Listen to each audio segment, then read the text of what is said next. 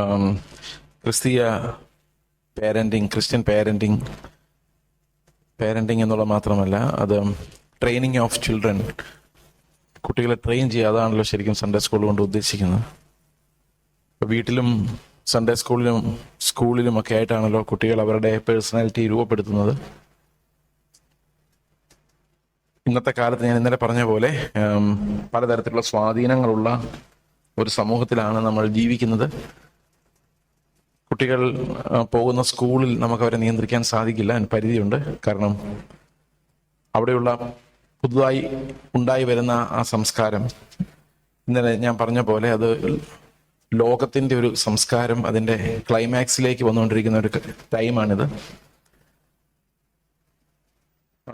എതിർ ക്രിസ്തുവിൻ്റെ മർമ്മം പല രീതിയിൽ വ്യാപരിക്കുകയും അത് ശക്തമായി നമ്മുടെ യങ് ജനറേഷനെ തട്ടിയെടുക്കുകയും ചെയ്യുന്ന ഒരു കാലഘട്ടമാണ്.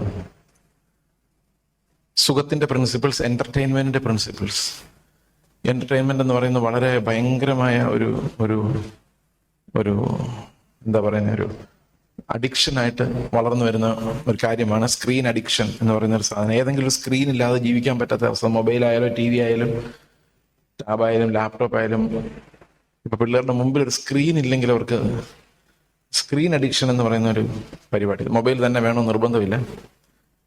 പണ്ടൊക്കെ പെന്തക്കോസ്തുകാർ TV വെക്കരുതെന്നൊക്കെ പറയുമായിരുന്നു. ഇപ്പോഴും വെക്കുന്നില്ലാത്ത ആൾക്കാരുണ്ട്. പക്ഷെ TVയുടെ ഒരു പ്രത്യേകത എന്ന് പറയുന്നത് അത് എല്ലാവരും കാണും. അതിനകത്തുള്ള പ്രോഗ്രാം എന്താ, അതിനകത്ത് ഒത്തിരി സെൻസറിങ് ഉണ്ട്. ഒന്ന് ഗവൺമെന്റിന്റെ സെൻസറിങ് ഉണ്ട്, പിന്നെ അപ്പുറത്തോളം ഇപ്പുറത്തോളം അങ്ങോട്ടും ഇങ്ങോട്ടും നടക്കുന്ന പേരൻസിന്റെ സെൻസറിങ് ഉണ്ട്. പക്ഷെ ഇപ്പൊ ഈ കൈ കിട്ടിയേക്കുന്ന സാധനത്തിന് യാതൊരുവിധ സെൻസറിങ്ങും ഇല്ല. ആ സെൻസർ ചെയ്യാൻ ഗവൺമെന്റ് വിചാരിച്ചാലും സാധിക്കില്ല. ഗവൺമെന്റ് ഒരു പരിധി വരെ മാത്രമേ, ഏത് ഗവൺമെന്റ് ആയാലും ഒരു പരിധി വരെ, അതിനല്ല പിന്നെ നോർത്ത് കൊറിയൻ ഗവൺമെന്റ് അല്ലായിരിക്കണം. അങ്ങനത്തെ കിരാത ഭരണങ്ങൾക്ക് മാത്രമേ ഇതിനെ പൂർണ്ണമായിട്ടും തടയാൻ പറ്റുള്ളൂ. അപ്പോൾ ലോകം നമ്മുടെ കുട്ടികളെ സ്വാധീനിക്കുന്ന ആ ഒരു ആക്രമണത്തെ അന്ത്യകാലത്ത് ഒരിക്കലും തടയാൻ കഴിയില്ല.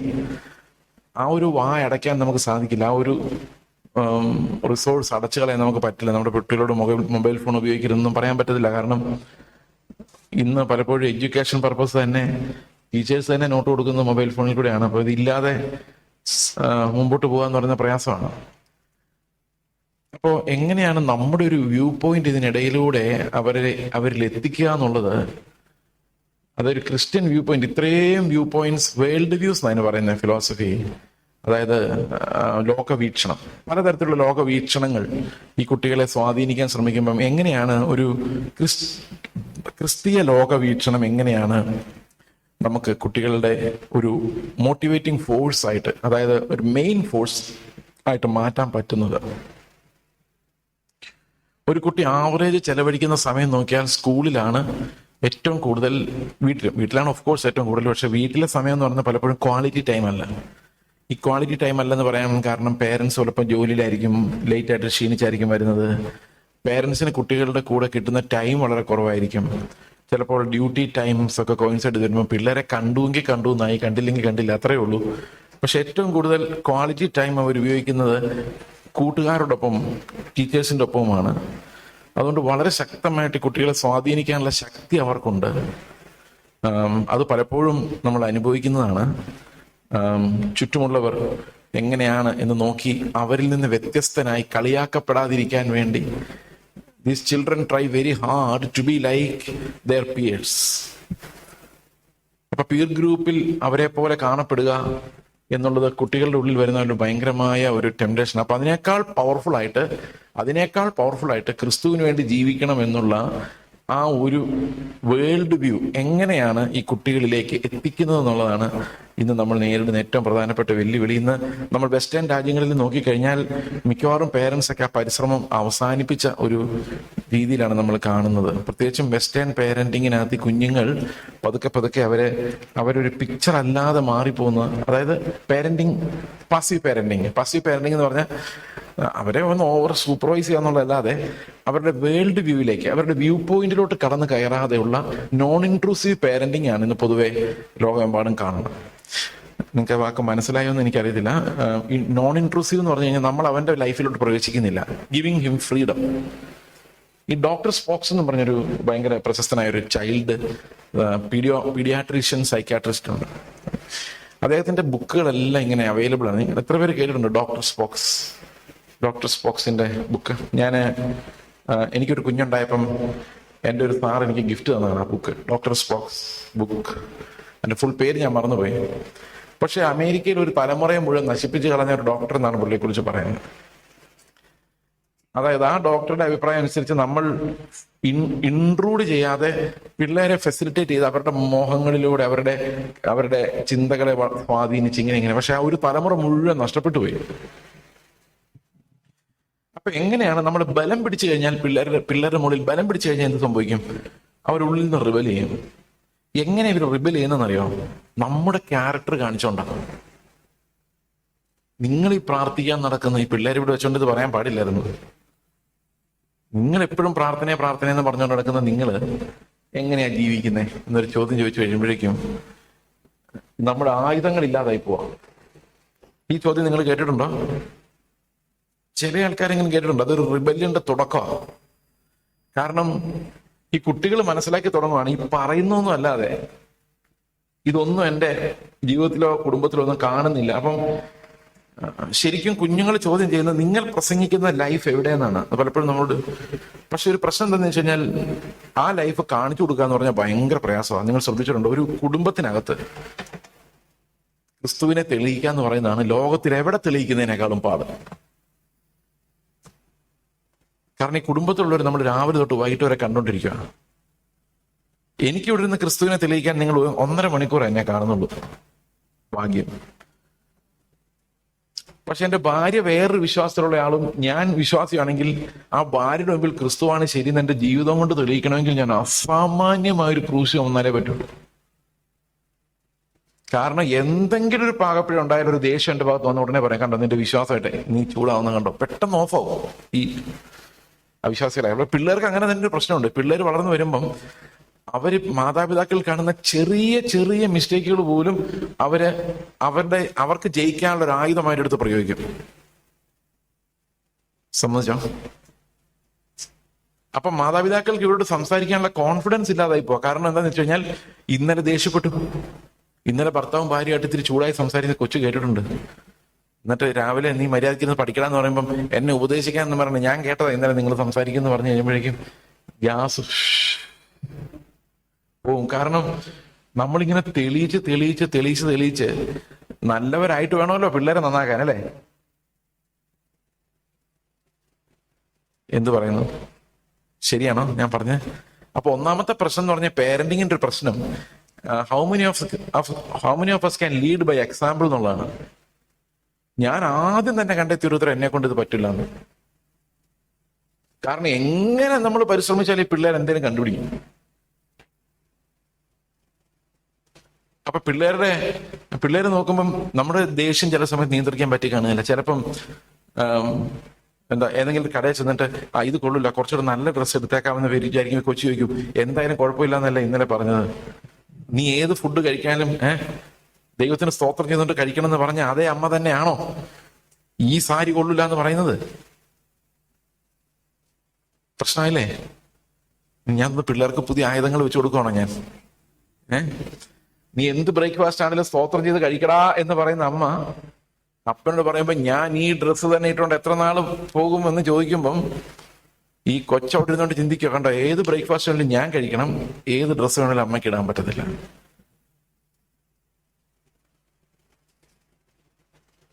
അപ്പൊ ഇങ്ങനെ ഈ ക്രിസ്ത്യൻ പേരന്റിങ് എന്ന് പറയുന്ന ലോകത്തിൽ ഏറ്റവും വെല്ലുവിളി പിടിച്ച ഒരു സാധനമാണ്. അതുകൊണ്ട് പിള്ളേരെ നമ്മൾ ഒതുക്കുവാണെങ്കിൽ അവർ തിരിച്ച് ചോദ്യം ചോദിക്കാൻ പേടിച്ചിട്ട് ചോദ്യം ചെയ്യാതെ അവർ പിന്നെ അങ്ങ് തട്ടി മുട്ടി, പിന്നെ ചർച്ചിനകത്ത് ഒരു എൻജോയ്മെന്റ് ഒക്കെ കണ്ടുപിടിച്ച് കൂട്ടുകാരെ കണ്ടുപിടിച്ച് എങ്ങനെയെങ്കിലും അവർ തട്ടി മുട്ടി ഇതിനകത്ത് നിൽക്കും.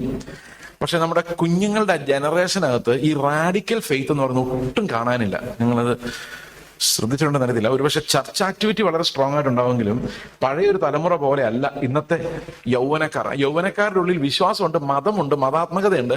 പക്ഷെ റാഡിക്കലി എനിക്ക് കർത്താവിന് വേണ്ടി ജീവിക്കണം അങ്ങനെ ഒരു തോട്ട് പ്രോസസ്സിലേക്ക് നമ്മുടെ കുഞ്ഞുങ്ങൾ വരുന്നില്ല. അതുകൊണ്ട് അവർ തന്നെ പാസീവ് ആയിട്ട് ക്രിസ്ത്യൻസ് ആയെന്നുള്ളതുകൊണ്ട് അവരുടെ കുഞ്ഞുങ്ങൾ ഉണ്ടായി കഴിയുമ്പം അവർക്ക് ആ പാഷൻ ഇല്ലാത്തതുകൊണ്ട് ഇവർക്ക് ആ കുഞ്ഞുങ്ങളെ ക്രിസ്ത്യൻ രീതിയിൽ വളർത്താനുള്ള കഴിവും ഓരോ തലമുറ ചെല്ലും തോറും കുറഞ്ഞാണ് വരുന്നത്. അങ്ങനെ 2-3 തലമുറ കഴിയുമ്പോൾ പണ്ട് ഞങ്ങളുടെ നാട്ടിൽ കുറെ പെന്തക്കോസുകാരുണ്ടായിരുന്നു എന്ന് പറയേണ്ട അവസ്ഥ ഉണ്ടാകാനുള്ള സാധ്യത വളരെ കൂടുതലാണ്. ഇന്ന് യൂറോപ്പിൽ അമേരിക്കയിലൊക്കെ പണ്ട് ഇവിടെയൊക്കെ ക്രിസ്ത്യാനികളായിരുന്നു ജീവിച്ചിരുന്നെന്ന് പറയേണ്ട അവസ്ഥയാണ്. അപ്പൊ നമ്മൾ എങ്ങനെയാണ് ഈ ഒരു ഒഴുക്ക്, ഈ ലോകത്തിന്റെ കുത്തൊഴുക്ക്, അതായത് ലോകത്തിന്റെ ഫിലോസഫിയുടെ ഈ കുത്തൊഴുക്കിനെ എങ്ങനെ തടയാൻ പറ്റും, എങ്ങനെ നമ്മുടെ കുഞ്ഞുങ്ങളെ വീണ്ടും കർത്താവിന് വേണ്ടി പാഷനേറ്റ് ആക്കി മാറ്റാൻ പറ്റും? ഇവിടെ ഞാൻ ഇന്ന് ആമുഖമായിട്ട് പ്രിയ ബ്രദർ സംസാരിച്ചപ്പോൾ പറഞ്ഞു, എഫേസ്യ ലേഖനത്തിൽ നിന്ന് ഈ പേരന്റിങ്ങിനെ കുറിച്ച് ഞാൻ സംസാരിച്ചിട്ടുണ്ട് എന്നുള്ള കാര്യം. എഫേസ്യ ലേഖനത്തിനകത്ത് ഈ പേരന്റിങ്ങും ഫാമിലി ലൈഫും ഒക്കെ വെക്കാൻ ഒരു പ്രത്യേക ഉദ്ദേശമുണ്ട്. അതിന്റെ ഉദ്ദേശം എന്താണെന്ന് വെച്ച് കഴിഞ്ഞാൽ, ഈ ക്രിസ്ത്യൻ പേരന്റിങ്ങിന്റെ പ്രത്യേകത എന്ന് പറയുന്നത് ലോകത്തിലുള്ള വേറെ ഒരു പേരന്റിങ്ങും പോലെയല്ല. ആ പേരന്റിങ്ങിന് സ്പെഷ്യൽ ഗിഫ്റ്റുകൾ ആവശ്യമാണ്. Parenting is A gift. ആ ഗിഫ്റ്റ് എന്ന് പറയുന്നത് എല്ലാ മാതാപിതാക്കൾക്കും ദൈവം കൊടുക്കുന്ന ഒരു അനുഗ്രഹങ്ങൾ വെച്ചുകൊണ്ടാണ് നമ്മൾ ഒരു കുഞ്ഞിനെ വളർത്തുന്നത്.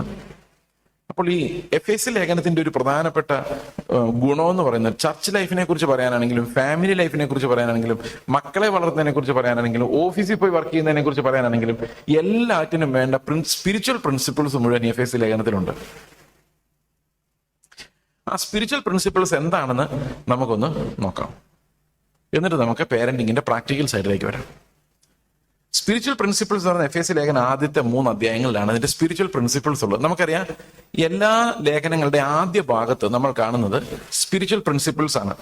എഫേസ്യ ലേഖനത്തിന്റെ 6-ാം അധ്യായത്തിലെ അതിന്റെ 4-ാം വാക്യം ഒന്ന് വായിച്ചിട്ട് നമുക്ക് പിതാക്കന്മാരെ, നിങ്ങളുടെ മക്കളെ ദേഷ്യം പിടിപ്പിക്കാതെ കർത്താവിന്റെ ബാലശിക്ഷ എന്ന് പറയുമ്പം bring them up in the discipline എന്നാണ്.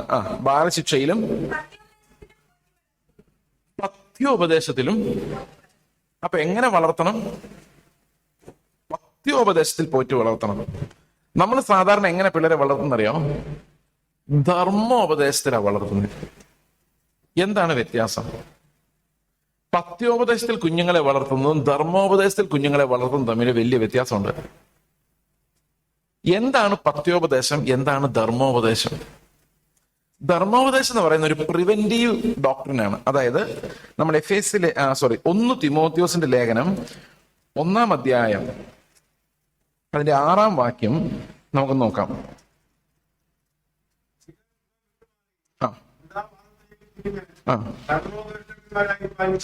ധർമ്മോപദേഷ്ടാക്കന്മാരായിരിക്കാൻ ഇച്ഛിക്കുന്നു. അടുത്ത വാക്യം,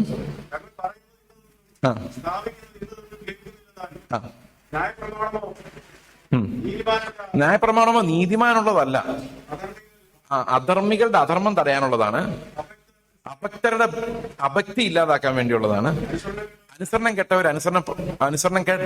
അനുസരണക്കേട് ഇല്ലാതാക്കാൻ വേണ്ടി. അപ്പൊ ഇതെല്ലാം ദുഷ്ടന്മാർക്കും പാപികൾക്കും വേണ്ടി വെച്ചിരിക്കുന്ന റൂളാണ്. ധർമ്മം അതാ നമ്മൾ ഉപദേശിക്കുന്നത്. മോഷ്ടിക്കരുത്, അതൊക്കെ ആവശ്യമാണ് പിള്ളേർക്ക്. പക്ഷെ അതൊന്നും ഒരു ക്രിസ്ത്യൻ പേരന്റിങ്ങിന്റെ ഭാഗമല്ല. ഞാൻ പറഞ്ഞ് മനസ്സിലാകുന്നുണ്ടോ? ഇതെല്ലാം പിള്ളേരോട് പറഞ്ഞു കൊടുക്കണം. നിങ്ങൾ മോഷ്ടിക്കരുത്, നിങ്ങൾ കള്ളം പറയരുത്, സത്യം പറയാവൂ, ഇതെല്ലാം പഠിപ്പിക്കുന്നുണ്ട്. പ്രാർത്ഥിക്കണം, അതായത് നിങ്ങൾ ചർച്ചിൽ പോകണം, ഇതൊക്കെ ശരിയാണ്. ഇതെല്ലാം മോറൽ ഇൻസ്ട്രക്ഷൻ നൽകണം. But that's not doctrinal.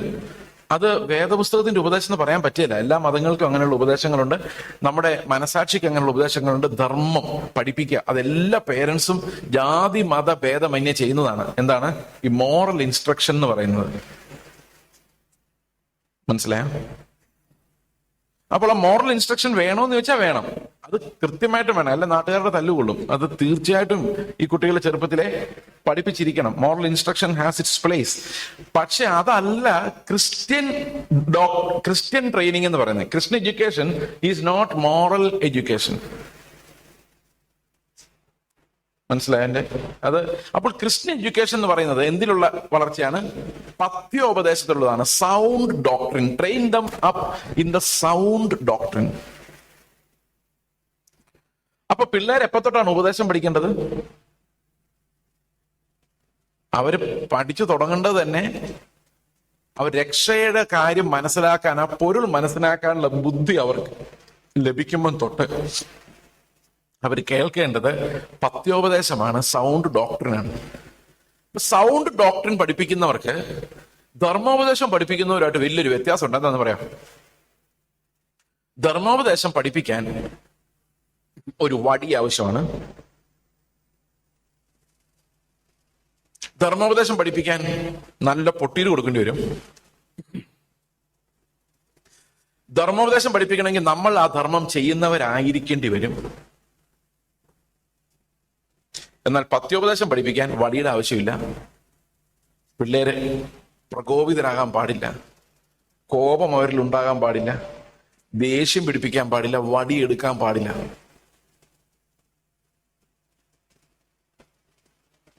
എല്ലാരും ഞെട്ടിയല്ലേ? പിള്ളേരെ കൊണ്ടുണ്ടായിരുന്നു ഇപ്പൊ പലർക്കും തോന്നുന്നുണ്ട്. പഴയ നിയമത്തിലെ വടിയില്ലാതെ നടക്കുകയല്ല. കാരണം പഴയ നിയമം മുഴുവൻ ലോയുടെ ടീച്ചിങ് ആണ്, ധർമ്മോപദേശമാണ്. ഈ ധർമ്മോപദേശം പഠിപ്പിക്കുമ്പം അടി കൊടുക്കാതെ പഠിപ്പിക്കാൻ പറ്റില്ലെന്ന് മാത്രമല്ല, ഈ അപ്പനും അമ്മയും അനുസരിച്ച് കഴിഞ്ഞിട്ടേ മക്കളെ പഠിപ്പിക്കാനും പറ്റുള്ളൂ. കാരണം ലോയുടെ കീപ്പിംഗ് എല്ലാം അങ്ങനെയാണ്. ലോയുടെ കീപ്പിംഗ് ഞാനൊരു ലോ ഒരാളെ പഠിപ്പിക്കുകയാണെങ്കിൽ ഞാനത് അനുസരിക്കുന്ന കാര്യങ്ങൾ മാത്രമേ വേറൊരാളെ പഠിപ്പിക്കാൻ പറ്റുള്ളൂ. എന്നാൽ പത്യോപദേശം എന്ന് പറയുന്നത് ടോട്ടലി ഡിഫറെന്റ് ആയിട്ടുള്ള ഒരു സാധനമാണ്. അപ്പൊ ധർമ്മോപദേശത്തിൽ നമ്മൾ പെർഫെക്റ്റ് ആയിരിക്കണം, അല്ലെ? നമ്മുടെ നീതി പരീക്ഷന്റെ ശാസ്ത്രയുടെ നീതിയെ കവിയണം. അപ്പൊ അത്രയും നീതി നമ്മൾ അടിച്ചുണ്ടാക്കാം. ഏതാ? പിള്ളേർ തല്ലി ഉണ്ടാക്കാം. പക്ഷെ ആ കുട്ടിക്ക് ക്രിസ്തുവിനെ മനസ്സിലാകുന്ന ഒരു കാലഘട്ടം വന്നു കഴിഞ്ഞാൽ പിന്നെ അവനെ വടികൊണ്ടുള്ള ധർമ്മോപദേശമല്ല, വിശ്വാസത്താലുള്ള പത്യോപദേശത്തിലേക്ക് അവനെ കടത്തിവിടണം. ഇത് സൺഡേ സ്കൂളിന്റെയും ടീച്ചേഴ്സിന്റെയും എല്ലാം കടമയാണ്. ഈ പത്യോപദേശം പഠിപ്പിക്കുക എന്ന് പറയുന്നത് ഭയങ്കര പ്രയാസമുള്ള കാര്യമാണ്. It's really tough to teach sound doctrine. എന്റെ പ്രധാനപ്പെട്ട കാരണം എന്ന് പറയുന്നത്, ഞാൻ എൻ്റെ മക്കളെ വളർത്തുമ്പോൾ എനിക്കുള്ള ഏറ്റവും പ്രധാനപ്പെട്ട ഡൈലമ എന്ന് പറയുന്നത് they were all much better than me എന്നുള്ളതായിരുന്നു. ഒന്നുകൂടെ പറയാം, ഞാൻ വടിയെടുക്കുമ്പോൾ ദൈവത്തിന്റെ ആത്മാവ് എന്നോട് പറയും, അവന്മാര് നിന്നേക്കാൾ എന്തോ ഭേദമാണ്. അപ്പൊ ഈ ധർമ്മോപദേശം വെച്ച് അവരെ തല്ലാനുള്ള എന്റെ കഴിവ് നഷ്ടപ്പെട്ടു പോയി. കാരണം ഞാൻ വടിയെടുക്കുമ്പോഴെല്ലാം എന്റെ മനസ്സിലേക്ക് വരുന്നത്, why are you angry with him, you were much worse. ശരിയാ, എന്റെ പേരൻസിന് ഞാൻ സമാധാനം കൊടുക്കാത്ത വാശിക്കാരാണ്. പിന്നെ നമ്മൾ നമ്മുടെ പിള്ളേരോട് പറയും ഞാൻ ഇങ്ങനൊന്നും അല്ലടാ വളർന്നത്, ഞാൻ ഭയങ്കര പഠിത്തമായിരുന്നു, നീ ഇങ്ങനെ തെക്കോടൊക്കെ നടന്നോ. എനിക്ക് ഈ കൊച്ചു വിചാരിക്കുന്ന അപ്പനമ്മയും ഭയങ്കര പഠിത്തമായിരുന്നു. നമ്മൾ ഇതിനേക്കാളും ഭയങ്കര കസം. നമ്മൾ മറന്നുപോയതാ. നമ്മുടെ പുറകെ അപ്പനമ്മയും വടിയെടുത്തോണ്ട് നടന്നതൊന്നും ഒക്കെ നമ്മൾ മറന്നുപോയതാ. അപ്പൊ നമ്മൾ ആ ഹൈ മോറൽ ഗ്രൗണ്ടിൽ നിന്നോണ്ടാ പിള്ളേരോട് പറയുന്ന മര്യാദയ്ക്ക് പഠിക്കടാ. ഇതേ വാക്ക് നമ്മുടെ അപ്പനമ്മ പറഞ്ഞപ്പോ പോയി പണി നോക്കാൻ മനസ്സുകൊണ്ട് പറഞ്ഞിട്ട് പൂജ്യമെട്ട് കളിച്ചുകൊണ്ടിരുന്ന നമ്മള് ഇന്ന് പിള്ളേര് ഫോൺ എടുക്കുമ്പോൾ വഴക്ക് പറയും. ശരിയല്ലേ? എന്നിട്ട് പറയും, നീ ഒരു അപ്പനാവുമ്പോഴാടാ ഇതിന്റെ വിഷമം മനസ്സിലാവുള്ളൂ. അത് എനിക്ക് ഇപ്പോഴാ മനസ്സിലായെന്ന് അതിന്റെ അർത്ഥം. ഞാനും നേരത്തെ മനസ്സിലാക്കിയിട്ടില്ലായിരുന്നു. ഇപ്പൊ ഞാനൊരു അപ്പനായപ്പോഴേ ഇത് ഇങ്ങനെയാണ്. ഇത് മനുഷ്യർ എത്ര സെഞ്ചുറി കഴിഞ്ഞാലും ഇങ്ങനെ ആവുള്ളൂ. അപ്പൊ എന്നെ കർത്താവ് എപ്പോഴും ഇങ്ങനെ എക്സ്പോസ് ചെയ്യുന്നതുകൊണ്ട് എനിക്ക് അവനെ തല്ലാൻ ഭയങ്കര പാടായിരുന്നു. ഞാൻ എന്റെ ജീവിതത്തിൽ ആകെ 2 പ്രാവശ്യം മാത്രമേ എന്റെ മകനെ തല്ലിയിട്ടുള്ളൂ എന്നാണ് എന്റെ ഓർമ്മ. കാരണം പറ്റുന്നില്ല. ഈ പറ്റാത്തതിന്റെ കാരണം my own brokenness was preventing me from disciplining him with a cane. അപ്പൊ ഞാൻ എങ്ങനെ ആലോചിച്ചാലും അവൻ എന്ത് കുറ്റത്തിന് പിടിച്ചാലും അതിനേക്കാൾ മോശമാണ് ഈ തല്ലാൻ വടിയെടുക്കുന്നു എന്നുള്ള ബോധം വരുമ്പോഴേക്കും ഈ വടി നിർവീര്യമായി പോയിരുന്നു. അപ്പൊ പിന്നെ ഞാൻ അതിനകത്തൊരു സ്ട്രാറ്റജി കണ്ടുപിടിച്ചു, എങ്ങനെ അടിക്കാം എന്നുള്ളതിന്. അടിക്കാതിരിക്കാൻ പറ്റൂലല്ലോ. അപ്പൊ ഞാൻ കർത്താവിനോട് പറഞ്ഞു, കർത്താവേ, ഇത് ഞാൻ പക്ഷെ പേരന്റ് ആവുന്നതിനൊക്കെ ഒത്തിരി മുമ്പ് ഞാൻ പഠിച്ച ഒരു വിഷയമാണ്. ഞാൻ സ്നാനപ്പെട്ട സമയത്ത് എന്റെ കസിൻ ഒരു പാരലൽ കോളേജ് നടന്നിട്ടുണ്ടായിരുന്നു. അപ്പൊ ഞാൻ ഈ അവധി സമയത്ത് വരുമ്പോൾ ഈ പാരലൽ കോളേജിൽ പിള്ളേരെ പഠിപ്പിക്കും. ആ സമയത്ത് ഞാനൊരു കോമ്പറ്റേറ്റീവ് എക്സാമിന് പ്രിപ്പയർ ചെയ്യാൻ വേണ്ടി വീട്ടിൽ ഇരിക്കുന്ന സമയത്ത് ഇപ്പൊ രാവിലെ എല്ലാ ദിവസവും പഠിപ്പിക്കാൻ പോകും. 10ാം ക്ലാസ്സിൽ നിന്ന് ഫെയിൽഡ് ബാച്ച് ഉണ്ട്, ട്യൂട്ടോറിയൽ കോളേജ്, പാരലൽ കോളേജ്. നിങ്ങൾക്ക് ഓർമ്മയുണ്ടോ കാലം? അപ്പൊ ഞാൻ ഈ CMS കോളേജിൽ നിന്ന് ഡിഗ്രി എഡ്യൂക്കേഷൻ ഒക്കെ കഴിഞ്ഞിട്ട് ഞാൻ നേരെ ചെന്നപ്പോ CMS കോളേജ് കോട്ടയം എന്ന് പറഞ്ഞു കഴിഞ്ഞാൽ ഭയങ്കര ലിബറൽ കോളേജാണ്. ലിബറൽ കോളേജ് എന്ന് പറഞ്ഞാൽ അവിടെ എന്തിനും സ്വാതന്ത്ര്യമുള്ള ഒരു കോളേജാണ്. അവിടെ വടിന്ന് പോയിട്ട് സാർമാരോട് ഇങ്ങോട്ട് പോകാന്ന് പിള്ളേർ പറഞ്ഞു വിളിക്കുന്ന ടൈപ്പ് കോളേജാണ്. ഭയങ്കര ഫ്രീഡം. ആ ഫ്രീഡം അവർ അഡ്വർടൈസ് ചെയ്യുകയും അന്ന്. ഇന്നിപ്പം സെമസ്റ്റർ സിസ്റ്റം ഒക്കെ എങ്ങനെ അറിയത്തില്ല. ഞങ്ങളുടെ കാലത്ത് totally A free kingdom. A free kingdom എന്ന് പറയാൻ പറ്റില്ലല്ലോ, എ ഫ്രീ കൺട്രി. അപ്പൊ അവിടെ നിന്ന് വന്ന ഒരാള് ഞാൻ ചെന്ന് നേരെ ഞങ്ങളുടെ ട്യൂട്ടോറിയൽ കോളേജിന്റെ പ്രിൻസിപ്പലിന്റെ അടുത്തോട്ട് എന്നിട്ട് പറഞ്ഞു, ക്ലാസ്സിൽ പോവാം. ഏതാ ക്ലാസ്? നേരം പുള്ളി പറഞ്ഞു, അതാണ് ക്ലാസ് സാർ. അതേ ആ റൂമിനകത്ത് ഒരു കെട്ട് ചൂരിലോടെ ഇരിപ്പുണ്ട്, അത് 1 മാസത്തേക്കുള്ളതാണ്. ഇത് ഉപയോഗിച്ച് തീർത്ത അടുത്ത മാസം അടുത്ത കെട്ട് തരാം. എന്താന്നറിയോ? ചൂരലുവടിയുടെ കെട്ടാ. അപ്പൊ ഞാൻ പറഞ്ഞു എനിക്കിതൊന്നും വേണ്ട. കാരണം എന്താ? എന്റെ ട്രെയിനിങ് എന്താണ്? അടി കൊടുക്കാതെ. അവിടെ ചെന്ന് കഴിഞ്ഞപ്പോഴേക്കും ക്ലാസ് കഴിഞ്ഞപ്പോ എനിക്ക് മനസ്സിലായി എന്നേക്കാ മൂത്ത പിള്ളേര് എന്ത് പറഞ്ഞാലും കേൾക്കില്ല. ഞാൻ പോയി വടി ചോദിച്ചു, വടിച്ചു പൊട്ടിച്ച് എല്ലാത്തിനെ നിരത്തി പൊട്ടിക്കാൻ പറഞ്ഞു. അങ്ങനെ ഒരു ദിവസം ഇങ്ങനെ ഒരുത്തിനെ അടിക്കാൻ വേണ്ടി കൈ ഇങ്ങനെ പൊക്കലും കർത്താവ് എന്നോട് ചോദിച്ചു, നീ ഇവനെ എന്തിനാ തല്ലുന്നത്?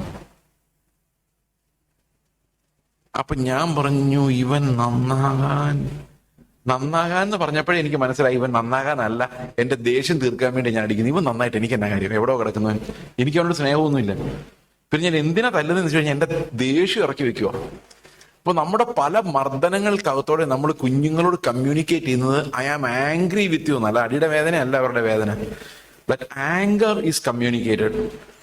അപ്പൊ ഞാൻ എന്തിനാ അവനെ അടിച്ചതെന്ന് ചോദിച്ചു കഴിഞ്ഞാൽ എനിക്ക് ദേഷ്യം സഹിക്കാൻ പറ്റാത്തതുകൊണ്ടും എനിക്കിവനെ കാണുമ്പം വൈരാഗ്യം തോന്നുന്നുണ്ടോ. കാരണം അത്ര ഉഴപ്പന. അപ്പൊ ഞാൻ ഈ ഡിസിപ്ലിനിങ് എന്ന് പറയുന്നത് ഹോൾ സ്ട്രക്ചർ, എങ്ങനെയാണ് കുട്ടികളെ ഡിസിപ്ലിൻ ചെയ്യേണ്ടതെന്നുള്ളതിനെ കുറിച്ച് എന്റെ ഹൃദയത്തിൽ വന്ന ഒരു ആശയം എന്ന് പറയുന്നത്, ഒരിക്കലും ദേഷ്യം വരുമ്പം തല്ലരുതെന്നുള്ളതാണ്. നിങ്ങളുടെ ദേഷ്യം കളയാൻ വേറെ 100,000 വഴികൾ കണ്ടുപിടിക്കണം. ഇന്നലെ ഞാൻ പറഞ്ഞ പോലെ വേണമെങ്കിൽ ചാക്കിനകത്ത് മണൽ വെച്ച് കെട്ടിയിട്ട് മക്കളുടെ പേരോ വല്ല എഴുതിയൊരു സൈഡ് വെച്ചേക്ക്. ദേഷ്യം വരുമ്പം ദേഷ്യം മുഴുവൻ അവിടെ തീർത്തിട്ട് വേണം വടിയെടുക്കാൻ. അല്ലെങ്കിൽ രാവിലെ ഒരു പ്രശ്നം ഉണ്ടാക്കി അന്നേരം വടിയെടുക്കരുത്. വൈകിട്ട് എല്ലാം കഴിഞ്ഞ് ദേഷ്യമൊക്കെ അടങ്ങി ആഹാരമൊക്കെ കൊടുത്ത് സ്നേഹമായിട്ട് വായിലൊക്കെ വെച്ച് കൊടുത്തിട്ട് എല്ലാം കഴിഞ്ഞിട്ട് പിടിക്കും. എന്നിട്ട് പറയണം, നീ രാവിലെ ഈ പണി ചെയ്തില്ലേ, എനിക്ക് നിന്നെ അടിക്കണമെന്ന് തോന്നി, പക്ഷെ അന്ന് എനിക്ക് ഭയങ്കര ദേഷ്യമായിരുന്നു. ദേഷ്യമൊക്കെ പോയിട്ട് സ്നേഹമായ ശേഷം അടിക്കാന്ന് വിചാരിച്ച് ഞാൻ വെയിറ്റ് ചെയ്യുമായിരുന്നു. ഇവൻ അന്തം വിട്ടു പോകും. എന്നിട്ട് അതുകൊണ്ട് പറയും, ഞാനിത് അടിക്കുന്ന നിന്നെ ദേഷ്യമായിട്ടല്ല, നീ നന്നാകാൻ വേണ്ടിയാണ്. നീ ഇത് അടിച്ചില്ലെങ്കിൽ നീ ഇത് ഓർക്കൂല. അതുകൊണ്ട് വേറെ നിവൃത്തി ഇല്ലാത്തതുകൊണ്ടാ മോനെ. ദൈവം നമ്മളെ ശിക്ഷിക്കുന്ന നിവൃത്തി ഇല്ലാത്തതുകൊണ്ടാ. അതുപോലെ ഈ എന്റെ ശിക്ഷ നിവൃത്തികളായിട്ട് വിചാരിച്ചാൽ മതി. കൈ ഇങ്ങനെ നീട്ടിക്കോ എന്ന് പറയുമ്പം അവനും തോന്നും ഒരു ശിക്ഷണം എന്ന് പറയുന്നത് അമ്മയുടെ ദേഷ്യമല്ല, ഇത് അമ്മയുടെ സ്നേഹമാണെന്ന് ആ കൊച്ചിന്റെ ഉള്ളിലേക്കും തോന്നും. തന്നെയല്ല, ഈ അടിക്കുമ്പോ അത്രയും ബലം ഉണ്ടാവില്ല. നേരത്തെ നമ്മൾ അടിക്കുമ്പം ഈ കുറ്റത്തിന്റെ പ്രശ്നമുണ്ട്, അതോടൊപ്പം തന്നെ എന്റെ ദേഷ്യമുണ്ട്, ഭാര്യയോടുള്ള വൈരാഗ്യമുണ്ട്, ഭർത്താവിനോടുള്ള ദേഷ്യമുണ്ട്, ഓഫീസിലെ ഫ്രസ്ട്രേഷൻ ഉണ്ട്. ഇതെല്ലാമാണ് ആ കൊച്ചിന്റെ തലയിലോട്ട് വെക്കുന്നത്. അപ്പൊ ശിക്ഷണത്തിന് വിലയില്ലാതായി പോകും. സമ്മതിച്ചോ നിങ്ങള്? അപ്പൊ ഞാൻ അങ്ങനെ ഒരു പരിപാടി ഡിവൈസ് ചെയ്തെടുത്തു. അതായത് ദേഷ്യം വരുമ്പോ അടിക്കരുത്, ദേഷ്യം വരുമ്പോ വടി ദൂരെ കൊണ്ട് വെച്ചേക്കണം, നമ്മൾ എത്താതെ. എന്നിട്ട് നമുക്ക് വേണമെങ്കിൽ ദേഷ്യം കളയാൻ വേണ്ടി ഞാൻ നേരത്തെ പറഞ്ഞാൽ ഒന്ന് ഇടിക്കുവോ അല്ലെങ്കിൽ 10 തൊട്ട് 0 വരെ കൗണ്ട് ചെയ്യോ എന്തെങ്കിലുമൊക്കെ ചെയ്ത് ദേഷ്യം എന്ന് പറയുന്ന സാധനം സമ്മതിച്ചെല്ലാരും എവിടെ നടക്കും? ദേഷ്യം വന്ന് അടിയും കഴിഞ്ഞിട്ട് നമ്മൾ ഓർക്കുള്ളൂ. ഇതൊക്കെ നോക്കാം, നടക്കുമെന്ന് നോക്കാം. ഓക്കെ, അപ്പോൾ ഡിസിപ്ലിനിങ്ങിനകത്ത് ഒരു മെത്തഡ് കൊണ്ടുവന്നു കഴിഞ്ഞാൽ അടി ലഘുവായിരിക്കും, പക്ഷെ ആ കുട്ടിയോട് കമ്മ്യൂണിക്കേറ്റ് ചെയ്യും. എന്റെ അപ്പൻ എന്നെ സ്നേഹിക്കുന്നുണ്ട്, സ്നേഹത്തിൽ നിന്നാണ് ഈ അടി വന്നതെന്ന് ആ കുട്ടിയോട് കമ്മ്യൂണിക്കേറ്റ് ചെയ്യാം. അപ്പൊ അപ്പനോട് വൈരാഗ്യം ഉണ്ടാവില്ല. നമുക്കറിയാം, നമ്മൾ ഓരോ പ്രാവശ്യവും പല കാര്യങ്ങളും കുഞ്ഞുങ്ങൾ ഇടപെടുമ്പോൾ അവരുടെ ഉള്ളിൽ അൺഎക്സ്പ്ലെയിൻഡ് ഓർ എക്സ്പ്രസ്ഡ് ആങ്കർ ഉള്ളിൽ വളർന്നു വരുന്നുണ്ടാവും. We will never know. അത് നമ്മൾ എപ്പോഴും അറിയുന്നില്ല. നമ്മൾ വടിയും കുത്തി പിടിച്ച് നടക്കുമ്പോഴാണ് ഇവന്റെ ഉള്ളിലുള്ള ദേഷ്യമല്ല നമ്മുടെ തല്ലോട്ട് വയ്ക്കുന്നത്. കണ്ടോ, നമ്മളൊരു ബോംബിനെയാണ് ചിലവ് കൊടുത്ത് തല്ലും കൊടുത്ത് വളർത്തുന്നത്. ഇപ്പൊ ഒരു പയ്യന്മാരും പാവങ്ങളും കുഞ്ഞുങ്ങളായിട്ടൊന്നും കാണിക്കാൻ പറ്റുന്നില്ല. നമ്മൾ വയ്യാതായി കിടക്കുന്ന ഒരു സമയത്ത് ഇവൻ ആ ദേഷ്യം അവന് പോലും അറിയത്തില്ലാതെ തന്നെ അവിടെങ്കിലും കിടക്കെന്ന് പറഞ്ഞിട്ട് പോകുന്നതാണ്. ഇപ്പൊ മനസ്സിലാവും, പണ്ട് അടിച്ചതിന്റെ ഒക്കെ ആയിരിക്കും. അപ്പൊ പിന്നെ എങ്ങനെയാണ് നമ്മൾ എഫക്റ്റീവായിട്ട് പഠിപ്പിക്കുകയും ട്രെയിൻ ചെയ്യുകയും ചെയ്യുന്നെന്നുള്ളതിന് ഈ FSC ലേഖനത്തില് ഒരു മാനദണ്ഡം വെച്ചിട്ടുണ്ട്. എല്ലാ ബന്ധങ്ങൾക്കും അതൊരു അടിസ്ഥാനമാണ്. നമ്മുടെ വിവാഹം കഴിക്കാൻ ദൈവം അനുവദിക്കുമ്പോൾ തന്നെ ഒരു വിവാഹ ജീവിതത്തിൽ കൊടുക്കേണ്ട കൈവാങ്ങലുകൾ അല്ലെ കൈമാറ്റങ്ങൾ, ഭർത്താവ് ഭാര്യയ്ക്ക് കൊടുക്കുന്നത്, ഭാര്യ ഭർത്താവിന് കൊടുക്കുന്നത്, എക്സ്ചേഞ്ചസ് ഓഫ് ലവ്, സ്നേഹത്തിന്റെ എക്സ്ചേഞ്ചുകൾ, അത് കർത്താവിൽ നമ്മൾ പ്രാപിക്കുന്നതാണെന്ന് FSC ലേഖനം പറയുന്നതാണ്. അവന്റെ കൃപയുടെ വ്യാപാര ശക്തി, അതിന്റെ അത്യന്ത ധനം the transactional power of his grace. അവന്റെ കൃപയുടെ വ്യാപാര ശക്തി, അത് അത്യന്ത വ്യാപാര ശക്തി. നമ്മുടെ ഓരോ ട്രാൻസാക്ഷൻസിനകത്തോടെയും വ്യാപരിക്കേണ്ട ഒരു ദൈവകൃപയാണ് ഗ്രേസ്. ഈ ഗ്രേസ് എന്ന വാക്ക് നമ്മൾ മറന്നു പോകരുത്. എല്ലാ റിലേഷൻഷിപ്പിലും അത് വളരെ പ്രധാനമാണ്. ഗ്രേസ് എന്ന് പറഞ്ഞാൽ എന്താണ്? കൃപ എന്ന് പറഞ്ഞാൽ എന്താണ്? എഫെസ്യ ലേഖനത്തിൽ ഒരു പ്രധാനപ്പെട്ട തീമാണ് the beauty of his grace, the riches of his grace. അവന്റെ കൃപാധനം, the glory of the riches of his grace. അവന്റെ കൃപാധനത്തിന്റെ മഹത്വം. എന്താണ് കൃപ? ഒറ്റ വാക്കിൽ ആർക്കെങ്കിലും പറയാമോ?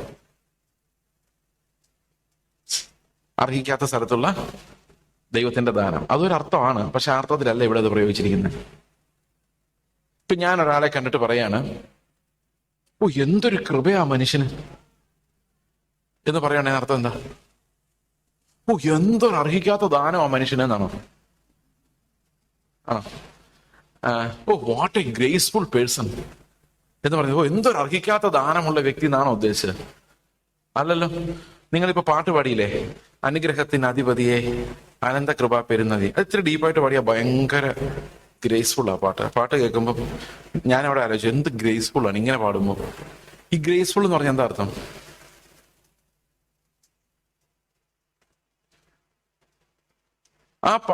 അവനെ കാണാൻ ഒരു സുഖമില്ലെങ്കിലും ആ മുഖത്ത് എന്തോ ഒരു ഗ്രേസ് ഉണ്ട്. അതെന്തോ സാധനം? ഇനി ഒരു വാക്യം വായിക്കാം. യോഹന്നാന്റെ സുവിശേഷം 1:14 പറയുന്നു, വചനം ജഡമായി തീർന്നു, കൃപയും സത്യവും നിറഞ്ഞവനായി ഞങ്ങളുടെ ഇടയിൽ പാർത്തു, ഞങ്ങൾ അവന്റെ തേജസ് പിതാവിൽ നിന്നും ഏകജാതനായവന്റെ തേജസ്സായി കണ്ടു. ഇത് ഇംഗ്ലീഷിൽ വായിക്കുമ്പോൾ ഞാൻ വായിക്കാം. The word became flesh, വചനം ജഡമായി തീർന്നു, and made his dwelling among us, ഞങ്ങളുടെ ഇടയിൽ വന്ന് പാർത്തു, and we beheld his glory, ഞങ്ങൾ അവന്റെ മഹത്വത്തെ കണ്ടു. The glory as of the only son, പഴയ കിങ് ജെയിംസിലാണ് only begotten എന്നുണ്ട്. only son. കഴിഞ്ഞിട്ട് വരാ എങ്ങനെ കണ്ടു ഈ മഹത്വത്തെ? ഒരു വര ഇട്ടിട്ട് full of grace and truth. അപ്പൊ ദൈവത്തിന്റെ പുത്രന്റെ മഹത്വത്തെ എങ്ങനെയാ കണ്ടത്? ഫുൾ ഓഫ്, അങ്ങനെയല്ലേ എഴുതിയേക്കുന്നത്? ഇംഗ്ലീഷിൽ അങ്ങനെയല്ലേ? കൃത്യമല്ലേ അത്? ഓക്കെ, ഒന്നൂടെ വായിച്ചു നോക്കി. ഞാൻ വായിക്കണം, ഞാനത് ഓർമ്മയെന്നാ പറഞ്ഞത്. ഒരു minute. 14. And the word became flesh and dwelt among us, and we have seen his glory, glory as of the only son from the father, full of grace and truth. അപ്പൊ ദൈവത്തിൽ നിന്ന് ഏകജാതനായവന്റെ തേജസ് ഞങ്ങൾ അവനിൽ കണ്ടു. അതെങ്ങനെ കണ്ടു? കൃപയും സത്യവും നിറഞ്ഞവനായി കണ്ടു. അപ്പൊ എന്താണ് ഈ കൃപ? യേശു ക്രിസ്തുവിൽ അർഹിക്കാത്ത ദാനങ്ങൾ നിറഞ്ഞിരിക്കുമായിരുന്നോ? അല്ല. നമുക്കറിയാം, യെശയ്യാവ് 6 യേശു ക്രിസ്തുവിനെ യെശയ്യാവ് കാണുമ്പോൾ നിങ്ങൾ പറയാത് പിതാവായ ദൈവം എന്ന് പറയും, പക്ഷെ അല്ല, അത് പുത്രനായ ദൈവമാണെന്ന് യോഹന്നാൻ പറയുന്നുണ്ട്. യോഹന്നാൻ 12:37 മുതലുള്ള വാക്യങ്ങൾ വായിച്ചാൽ അത് പുത്രനായ ദൈവം എന്ന് എഴുതി വെച്ചിട്ടുണ്ട്. യെശയ്യാവ് അവന്റെ തേജസ് കണ്ട് അവനെക്കുറിച്ച് സംസാരിച്ചത് കൊണ്ടാകുന്നു ഇത് പറഞ്ഞതെന്ന് പ്രത്യേകിച്ച് യെശയ്യാവ് കോട്ട് ചെയ്തിട്ടുണ്ട്. തന്നെയല്ല, പിതാവിനെ ആരും ഒരു നാൾ കണ്ടിട്ടില്ല, അവന്റെ മടിയിലിരിക്കുന്ന ഏകജാതനാണ് അവൻ എപ്പോഴും വെളിപ്പെടുത്തിയിട്ടുള്ളത്. ഓക്കെ, അപ്പോൾ അവിടെ കാണുമ്പോൾ ദൂതന്മാർക്ക് പോലും നോക്കാൻ പറ്റാത്ത ഒരു തേജസ്സിലായിരുന്നു കർത്താവ് വസിച്ചിരുന്നത്. എന്നാൽ അവൻ ഏകജാതനായ പുത്രനായി ഭൂമിയിലേക്ക് വന്നപ്പോൾ അവന്റെ തേജസ് എന്ന് പറയുന്നത് കണ്ണഞ്ചി പോകുന്ന തേജസ് ആയിരുന്നില്ല. പിന്നെ എന്ത് തേജസ്സായിരുന്നു? ഓ എന്തൊരു കൃപ എന്ന് പറയാവുന്ന ഒരു ബ്യൂട്ടി ആയിരുന്നു. മനസ്സിലാവുന്നുണ്ടോ? അപ്പൊ കർത്താവിന്റെ ഈ തേജസ് എങ്ങനെ പരിവർത്തനം ചെയ്തു? അവൻ ഒരു മനുഷ്യനായി ഭൂമിയിലേക്ക് വന്നപ്പോൾ എങ്ങനെയാ പരിവർത്തനം ഉണ്ടായത്? ആ കണ്ണഞ്ചുന്ന മഹത്വം മാറി. അതേപോലെ അങ്ങനെ വല്ല ഈ ഭൂമിയിൽ ഇറങ്ങിയോ നമ്മളെല്ലാം ബോധം കിട്ടുവേനെ. ആ കണ്ണഞ്ചുന്ന മഹത്വത്തെ കർത്താവ് മാറ്റി വെച്ചിട്ട് ഒരു പുത്രന്റെ മഹത്വമായിട്ട് ഈ ഭൂമിയിലേക്ക് വന്നപ്പോ എന്ത് സംഭവിച്ചു? ഈ കാണുന്നവർക്കെല്ലാം ഓടിച്ചെന്ന് കെട്ടിപ്പിടിക്കാൻ തോന്നുന്ന അവന്റെ കാൽക്കൽ തന്നെ ഇരിക്കാൻ തോന്നുന്ന, 3 ദിവസം തുടർച്ചയായിട്ട് പ്രസംഗിച്ചാലും എത്ര വിശന്നാലും എഴുന്നേറ്റ് പോകാൻ തോന്നാത്ത, നമ്മൾ 1.5 മണിക്കൂർ കഴിയുമ്പോൾ ശ്വാസം വലിച്ചു വിടുന്ന ഇവിടെ കേൾക്കാം. 3 ദിവസം കഴിഞ്ഞാലും പ്ലാസ്റ്റിക് മടക്കുന്ന ശബ്ദം, അത് ഞങ്ങളുടെ കേരളത്തിലുള്ള ശബ്ദമാണ്. ബൈബിൾ എടുത്ത് പ്ലാസ്റ്റിക് കവറോട് വെച്ചിട്ട് ശരിക്കും മടക്കും. ഓക്കെ, ചില സഭകളിൽ, എല്ലായിടത്തൊന്നും ഇല്ല. ഇപ്പൊ പ്ലാസ്റ്റിക് ഒക്കെ പോയേണ്ട സൗണ്ട് അത്രയും കേൾക്കാനില്ല. എന്നാൽ കർത്താവ് പ്രസംഗം അങ്ങനെയല്ല, നിർത്തല്ലെന്ന്. അതിങ്ങനെ കൃപയുടെ ഒരു ഭയങ്കര ഒഴുക്ക. അത് കർത്താവിന്റെ പ്രസംഗത്തിൽ മാത്രമല്ല, കർത്താവ് വന്ന് പത്രോസ് നീ എന്റെ കൂടെ പോരെ, ദാ പോകുന്നു. അവൻ ഒന്നും നോക്കാനില്ല. ചുങ്കക്കാരൻ മത്തായി എവിടെ ഇരിക്കാം, അവൻ പെട്ടെന്ന് കാണുന്ന തേജസ്സാ, ഭയങ്കര ബ്യൂട്ടിയാ, വിട്ടിട്ട് എങ്ങോട്ടും പോകാൻ തോന്നില്ല. നിന്നെ വിട്ടിട്ട് ഞങ്ങൾ എങ്ങോട്ട് പോകുന്ന ചോദിക്കുന്നു. അപ്പം ഈ കർത്താവ് അങ്ങോട്ട് പുള്ളി ചെയ്യുമ്പം പിതാവ് പുത്രനിലേക്ക് നമ്മളെ ആകർഷിക്കുക. യോഹന്നാന്റെ സുവിശേഷം 6:65, പിതാവ് ആകർഷിച്ചിട്ടല്ലാതെ ആർക്കും അവന്റെ അടുത്ത് വരാൻ. അപ്പൊ ഈ ഗ്രേസ് എന്ന് പറഞ്ഞാൽ എന്താ? പിതാവ് പുത്രനിലേക്ക് നമ്മളെ ആകർഷിക്കാൻ വേണ്ടി ഉപയോഗിക്കുന്ന പുത്രന്റെ തേജസ്സിനെയാണ് നമ്മൾ എന്തെന്ന് പറയുന്നത്. സന്തോഷമായ? പക്ഷെ ഇതിനകത്തൊരു പ്രോമിസ് ഉണ്ട്. എന്നാന്നറിയോ? നമ്മൾ അവന്റെ മുഖത്തേക്ക് നോക്കി ജീവിക്കുന്നവരാണെങ്കിൽ പതുക്കെ പതുക്കെ ഈ കൃപ നമ്മുടെ ഉള്ളിലേക്ക് വരും. മുഖത്ത് അവന്റെ കൃപ. അപ്പൊ നമ്മുടെ പെരുമാറ്റങ്ങളിൽ, ട്രാൻസാക്ഷൻസിലല്ല, നമ്മുടെ ഓരോ ഇടപെടലുകളിലും അവന്റെ കൃപാ മഹത്വം വെളിപ്പെടും. അപ്പൊ നമ്മൾ ഒരാളുടെ സംസാരിക്കുമ്പോൾ അവന്റെ മുഖത്ത് നോക്കുമ്പോൾ അവന്റെ മോന്ത കണ്ടില്ലേ സംസാരിക്കുന്നത്, അങ്ങനെ പറയില്ല. കുറച്ചും കൂടെ സംസാരിക്കാൻ തോന്നും, കുറച്ചും കൂടെ അടുത്ത് പോയി ഇരിക്കാൻ തോന്നും. ഒരു പ്രശ്നം ഉണ്ടെങ്കിൽ ഒന്ന് പറഞ്ഞേക്കാം ഈ മനുഷ്യനോടൊന്ന് തോന്നും. മനസ്സിലാകുന്നുണ്ടോ? സംസാരിക്കുമ്പോൾ ഒരു അടുപ്പം തോന്നും. ഓക്കെ, അപ്പൊ നിങ്ങൾ വിചാരിക്കായിരിക്കും ഈ മനുഷ്യനോട് അങ്ങനെ ഒന്നും തോന്നില്ല. കാരണം എന്നോട് അങ്ങനെ ആർക്കും തോന്നാറില്ല. ഞാനൊരു ക്ലോസ്ഡ് പേഴ്സണാലിറ്റി, എന്നോടൊന്ന് വർത്താനം പറയാനൊക്കെ ഭയങ്കര പാടാ. ഞാനൊരു ഇൻട്രോവേർട്ടുമാണ്. ഈ സ്റ്റേജിലേ ഉള്ളൂ എൻ്റെ ഈ വർത്താനം. നേരിട്ട് കണ്ടു കഴിയുമ്പോൾ എനിക്ക് വർത്താനം പറയാനുള്ള ആ ഒരു കപ്പാസിറ്റി ഭയങ്കര കുറവാണ്. അപ്പൊ ഞാൻ വളരെ കഷ്ടപ്പെട്ടാണ് പലപ്പോഴും, സ്നേഹമില്ലാഞ്ഞിട്ടല്ല, ആ എക്സ്പ്രസ് ചെയ്യാനുള്ള ഒരു പ്രയാസം എനിക്ക് ഉണ്ട്. അപ്പൊ ആരെങ്കിലും ഫ്രീ ആയിട്ട് സംസാരിക്കുകയാണെങ്കിൽ ഞാനും ഫ്രീ ആയിട്ട് അങ്ങ് സംസാരിക്കും. അതില്ല എങ്കിൽ ഹലോ അച്ചായ എത്ര നാളെ കണ്ടിട്ട് അങ്ങനെ ഒന്നും ചോദിക്കാൻ എന്നെ കണ്ട് ഇന്നേ വരെ കഴിഞ്ഞിട്ടില്ല, അറിയില്ല. ഓക്കെ, അപ്പൊ ഈ ഗ്രേസ് എന്ന് പറയുന്നത് ഈ മാനുഷികമായ ഒന്നുമല്ല. ആ ആളെ കാണുമ്പോൾ, ആളുടെ ശബ്ദം കേൾക്കുമ്പോൾ നമുക്ക് ഉള്ളിൽ തോന്നുന്ന ഒരു അലൗകികമായ സന്തോഷം. ഇത് കർത്താവിന് ഭയങ്കരമായിട്ടുണ്ടായിരുന്നു. അപ്പൊ നമ്മുടെ എല്ലാ റിലേഷൻഷിപ്പിനകത്തും ഈ കൃപയുടെ വ്യാപാരം കൂടെ നടക്കണം. നമ്മുടെ ഓരോ ട്രാൻസാക്ഷനകത്ത് എന്ത് നടക്കണം? നമ്മൾ ഒരു ഗ്ലാസ് ചായ എടുത്ത് കൊടുത്താൽ ചായ മാത്രം ട്രാൻസാക്ട് ചെയ്താൽ പോരാ, അതിൻ്റെ കൂടെ എന്തും കൂടെ ട്രാൻസാക്ട് ചെയ്യപ്പെടണം. ഈ കൃപയുടെ വ്യാപാര ശക്തി. ചായ കൊണ്ട് മേശപ്പുറത്ത് വെച്ചിട്ട് എല്ലാത്തിനും എന്റെ കൈ തന്നെ ചെല്ലണം, ഇന്ന് അക്കുടി എന്ന് പറയുന്നതിനകത്ത് എന്താ ട്രാൻസാക്ട് ചെയ്തത്? കൃപ ട്രാൻസാക്ട് ആയോ?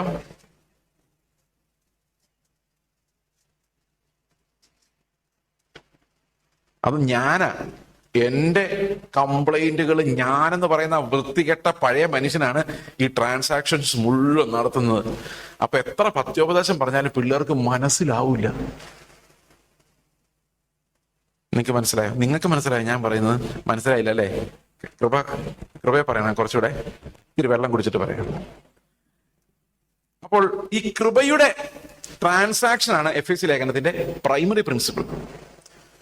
കൃപയുടെ വ്യാപാര ശക്തി അതെങ്ങനെ സംഭവിക്കുന്നു വെച്ച് കഴിഞ്ഞാൽ, ഇത് കർത്താവിൽ നമ്മൾ തിരഞ്ഞെടുക്കപ്പെട്ടതുകൊണ്ടും നമ്മൾ ആ കൃപയുടെ അവകാശികളായതുകൊണ്ടും ഈ കൃപ നമ്മിൽ വെളിപ്പെടാനിരിക്കുന്ന തേജസ്. ഇപ്പൊ നമ്മളിൽ കൃപ എന്തുമാത്രം വർദ്ധിച്ചു വരുന്നോ അത് പിന്നെ എന്ത് സംഭവിക്കുന്നറിയോ? അത് പിന്നീട് ഒരിക്കൽ നമ്മൾ തേജസ്കരിക്കപ്പെടുമ്പോൾ അത് ഭയങ്കര കണ്ണഞ്ചിപ്പിക്കുന്ന ലൈറ്റായിട്ട് വരും. ഇപ്പൊ ഞാൻ ഒരു ഉദാഹരണം അതൊന്ന് എക്സ്പ്ലെയിൻ ചെയ്യാം.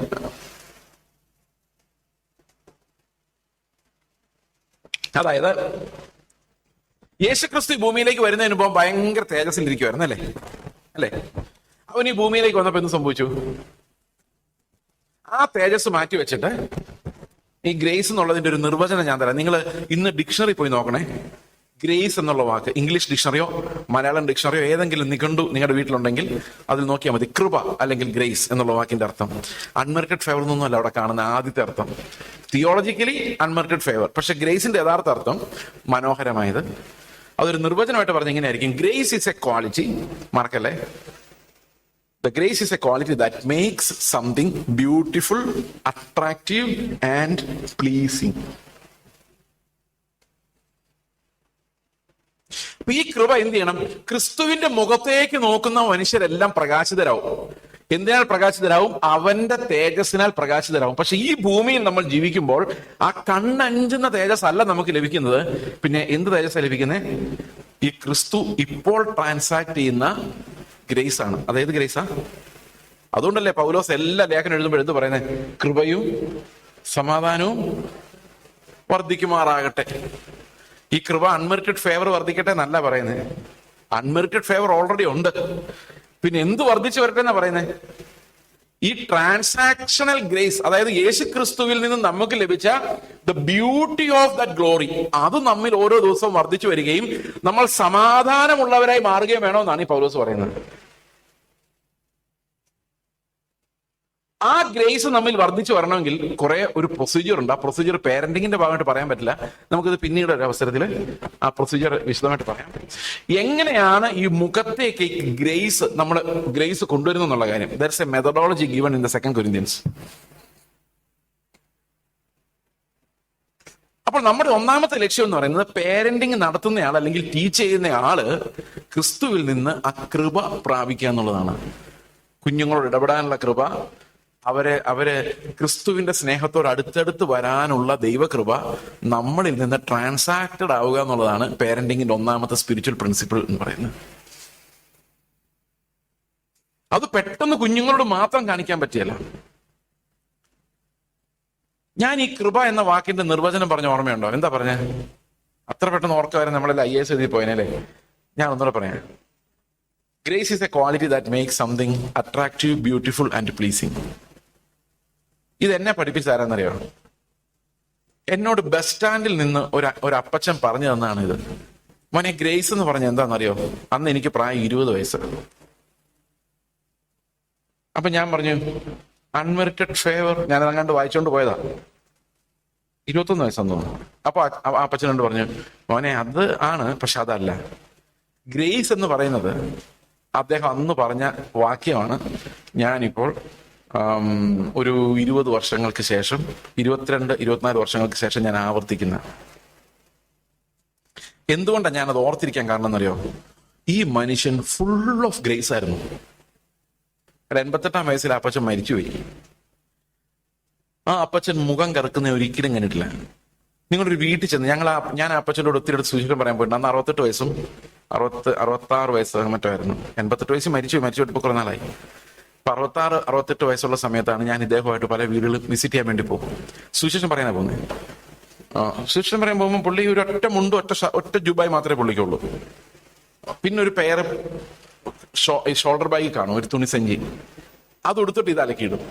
വേറൊന്നും പുള്ളിക്ക് സ്വന്തമായിട്ടൊന്നും ഇല്ല. പൈസ ഇല്ലാത്ത ആളല്ല കേട്ടോ. പുള്ളി ഒരു ഹെഡ് മാസ്റ്ററായിട്ട് റിട്ടയർ ചെയ്യുകയും ഒത്തിരി അവാർഡുകളൊക്കെ വാങ്ങിക്കുകയൊക്കെ ചെയ്തിട്ടുള്ള ഒരാളാണ്. സ്വാതന്ത്ര്യ സമരത്തിൽ വരെ പങ്കെടുത്തിട്ടുണ്ട് ചെറുപ്പകാലം.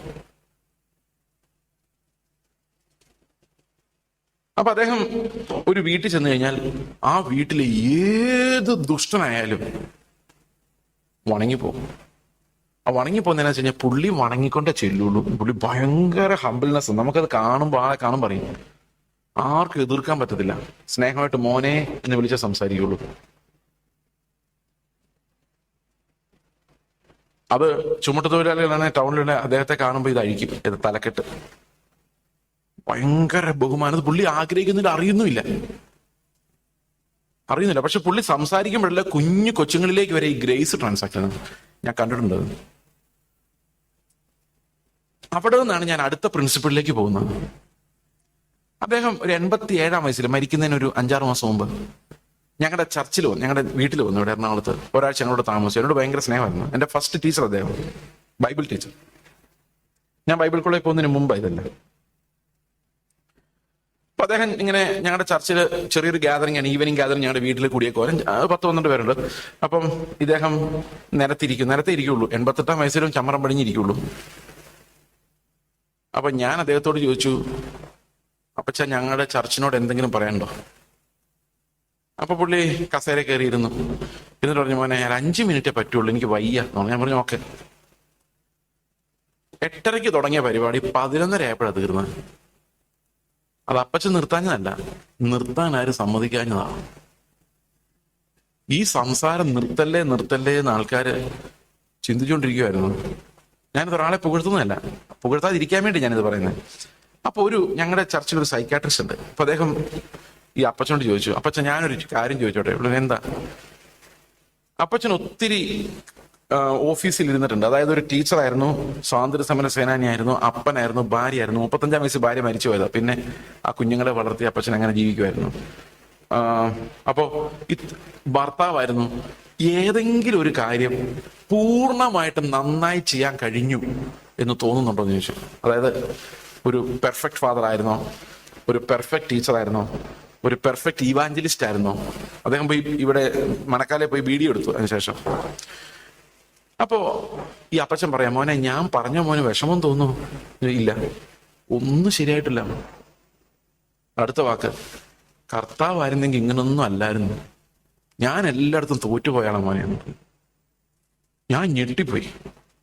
കാരണം he was putting Christ as the target. അപ്പൊ എവിടെ നിന്നാണ് ഈ ഗ്രേസ് വരുന്നത്? നമ്മുടെ മുമ്പിൽ എപ്പോഴും കർത്താവ് ഉള്ളൂ എങ്കിൽ, നമ്മൾ എപ്പോഴും കർത്താവിനെ നോക്കിയാ പോകുന്നതെങ്കിൽ, നമ്മുടെ ഉള്ളിലേക്ക് മുഖത്തേക്ക് എന്ത് സംഭവിക്കും? അവന്റെ മുഖത്തുള്ള പ്രകാശം നമ്മുടെ മേൽ അടിക്കും. അവർ നല്ലവരായതുകൊണ്ടല്ല. അപ്പൊ ഞാൻ വിചാരിക്കുകയാണ്, ഇനി ഞാനും അങ്ങനെ ആകണം. എന്റെ ഉള്ളിൽ ആഗ്രഹം തോന്നിയപ്പോ കർത്താവ് അദ്ദേഹത്തിന്റെ ഒരു ബലഹീനത എനിക്ക് കാണിച്ചു തന്നു. മൈനറാണ്, പക്ഷെ മനുഷ്യരെല്ലാം പോക്കാണ്. എങ്കിലും നമ്മുടെ ഈ ബലഹീനതയുടെ നടുവിൽ നമുക്ക് എന്ത് ചെയ്യാൻ പറ്റും? കർത്താവാണ് നമ്മുടെ ലക്ഷ്യമെങ്കിലും ആ തേജസ് നമ്മിലേക്ക് വരാൻ. അപ്പൊ ഇതെല്ലാ റിലേഷൻഷിപ്പിലും ട്രാൻസാക്ഷണൽ ഗ്രേസ് ഉണ്ടാകണം. അതുകൊണ്ടാണ് ലേഖനങ്ങളുടെ അവസാന ഭാഗത്ത് ഈ മോറൽ ഇൻസ്ട്രക്ഷൻ പറയുന്നത് ആദ്യം പറയാതെ. കാരണം ഫസ്റ്റ് പത്യോപദേശം ആൻഡ് ദെൻ ധർമ്മോപദേശം. മനസ്സിലാവുന്നുണ്ടത്? അപ്പൊ ഭാര്യാഭർത്തൃ ബന്ധത്തിലും ഈ ഗ്രേസ് ഒഴുകി നോക്കി. നിങ്ങളുടെ വീട്ടിൽ അത് ഒഴുകുന്നുണ്ടോന്ന് അറിയാൻ മേല. രാവിലെ ഭർത്താവ് വന്നിട്ട് എന്റെ കീ എവിടെ എന്ന് ചോദിക്കുമ്പോ, എവിടെയെങ്കിലും വെച്ചിട്ട് എന്നോട് ചോദിച്ചാൽ ഞാൻ എവിടെ നിർത്തി തരാനാ, നിങ്ങൾ വെച്ചിട്ട് നോക്ക് എന്ന് പറയുന്നതിനകത്ത് നല്ല ഗ്രേസ് അല്ലേ? ഭയങ്കര ഗ്രേസ് അല്ലേ? ഭാര്യ മടുത്തിരിക്കുമായിരിക്കും, ടയർഡായിരിക്കുമായിരിക്കും. അങ്ങനെ ടയർഡാകുമ്പോൾ ഗ്രേസ് കാണിക്കാൻ പറ്റില്ല. കർത്താവിന് മാത്രമേ ക്രൂഷ്യൽ പറഞ്ഞു കിടന്നപ്പോഴും ഗ്രേസ് കാണിക്കാൻ പറ്റുമായിരുന്നുള്ളൂ. നമുക്കൊരു ഇത്തിരി ടയർഡ്നെസ്സോ ഇത്തിരി മുള്ളിന്മേലോ ആണെങ്കിൽ നമ്മൾ ഒരു ഗ്രേസും കാണിക്കില്ല. അപ്പൊ നമ്മൾ ശരിക്കും അകത്തുനിന്ന് വരുന്ന ഒരു ഗ്രേസ് ഉണ്ടോ എന്ന് അറിയണമെങ്കിൽ പുറത്തെ കൂട് പൊട്ടണം. പൊട്ടുമ്പോ നമ്മുടെ ഉള്ളിൽ നിന്ന് വരുന്നത് എന്താന്നുള്ളതാണ് ശരിക്കുള്ള നമ്മുടെ ക്യാരക്ടർ. ഇത്രയൊക്കെ സന്തോഷമുണ്ട്. അപ്പൊ ആരെങ്കിലും നിങ്ങളെ കുത്തി പൊട്ടിക്കുമ്പോഴാണ് നമ്മൾ ശരിക്കും സാങ്ക്ടിഫൈഡ് ആണോ അതോ വേഷം കെട്ടാണോ എന്നുള്ള കാര്യം മനസ്സിലാകുന്നത്.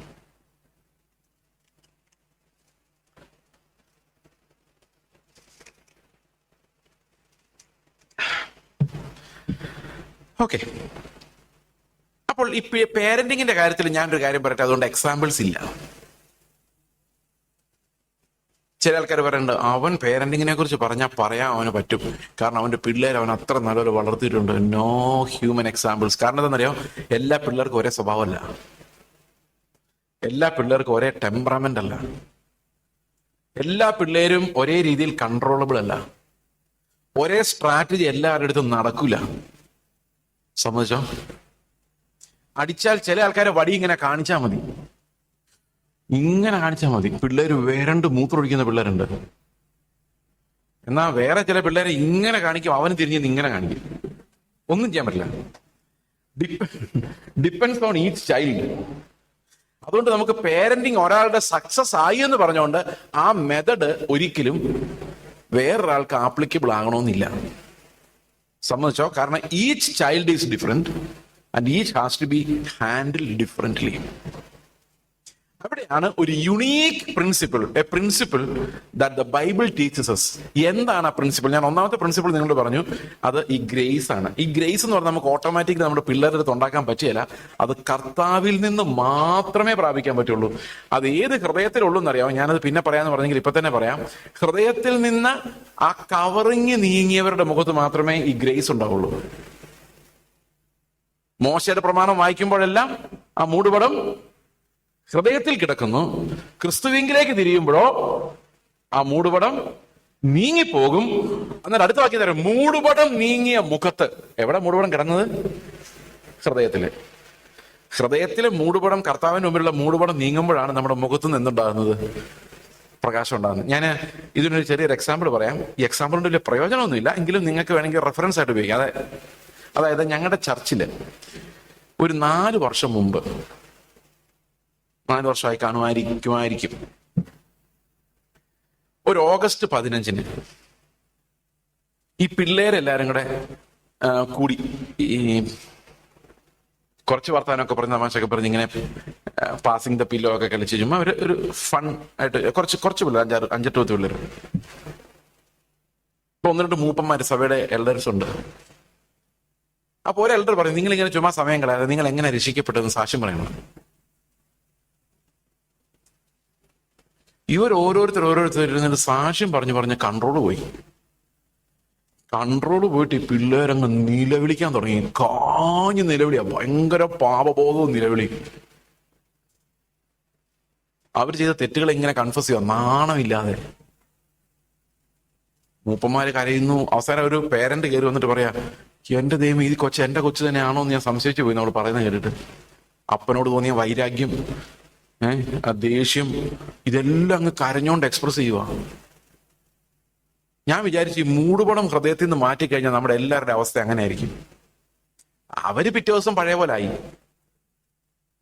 എന്നാലും ദൈവത്തിന് എന്തെല്ലാം ചെയ്യാൻ പറ്റും, നമ്മുടെ ഹൃദയത്തിൽ നിന്ന് ആ മൂടുപടം എടുത്തു മാറ്റാൻ ആത്മാവിന് പറ്റും.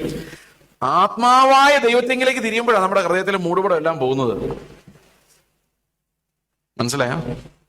അവിടെ ആ മുഖത്താണ് ഈ കൃപയുടെ ട്രാൻസാക്ഷൻ ഉള്ളത്. അതാണ് ഒരു ഫസ്റ്റ് പ്രിൻസിപ്പിൾ ആയിട്ട് ഞാൻ. രണ്ടാമത്തെ കാര്യം എന്ന് പറയുന്നത് ആ മൂടുപടവുമായിട്ട് ബന്ധപ്പെട്ടതാണ്. അപ്പച്ചൻ പറഞ്ഞൊരു കാര്യമുണ്ടല്ലോ, ഞാൻ എൻ്റെ മകനെ ശിക്ഷിക്കാൻ നിൽക്കുമ്പോൾ ഞാൻ ചെയ്തവനും അവൻ ചെയ്യാത്തവനും അല്ല, ഞാനും അവനും ഒരുപോലെ ബ്രോക്കണാണ്. ഇത് പാടാ. പറ്റുമോ?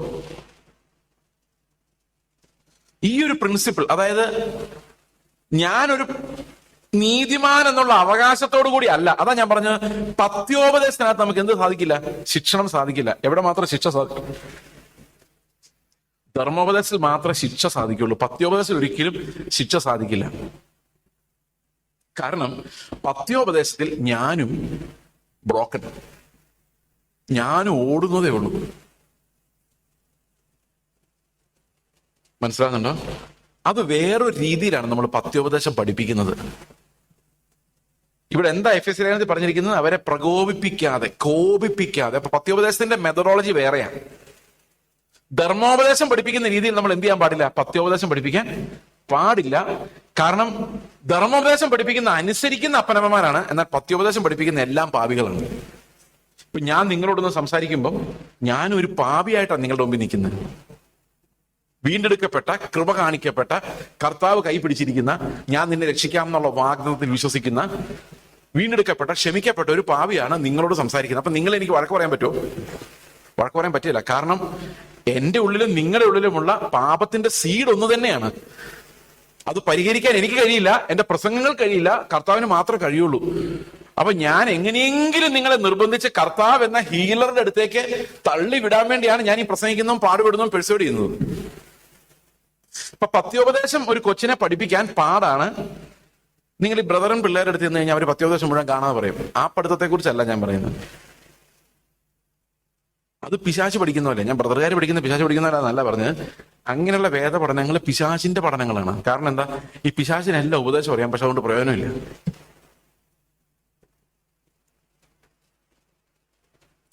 ഓക്കെ, അപ്പോൾ പത്യോപദേശത്തിന്റെ ഒരു എസെൻഷ്യൽ പ്രിൻസിപ്പിൾ എന്ന് പറയുന്നത് ഞാനും നിങ്ങളും എല്ലാം പാപികളാണ്. ഇതിനകത്ത് ഈ അപ്പനും അമ്മയും കുറച്ചൊന്ന് ഒടിയേണ്ടി വരും. മക്കളുടെ മുമ്പിൽ തകരേണ്ടി വരും.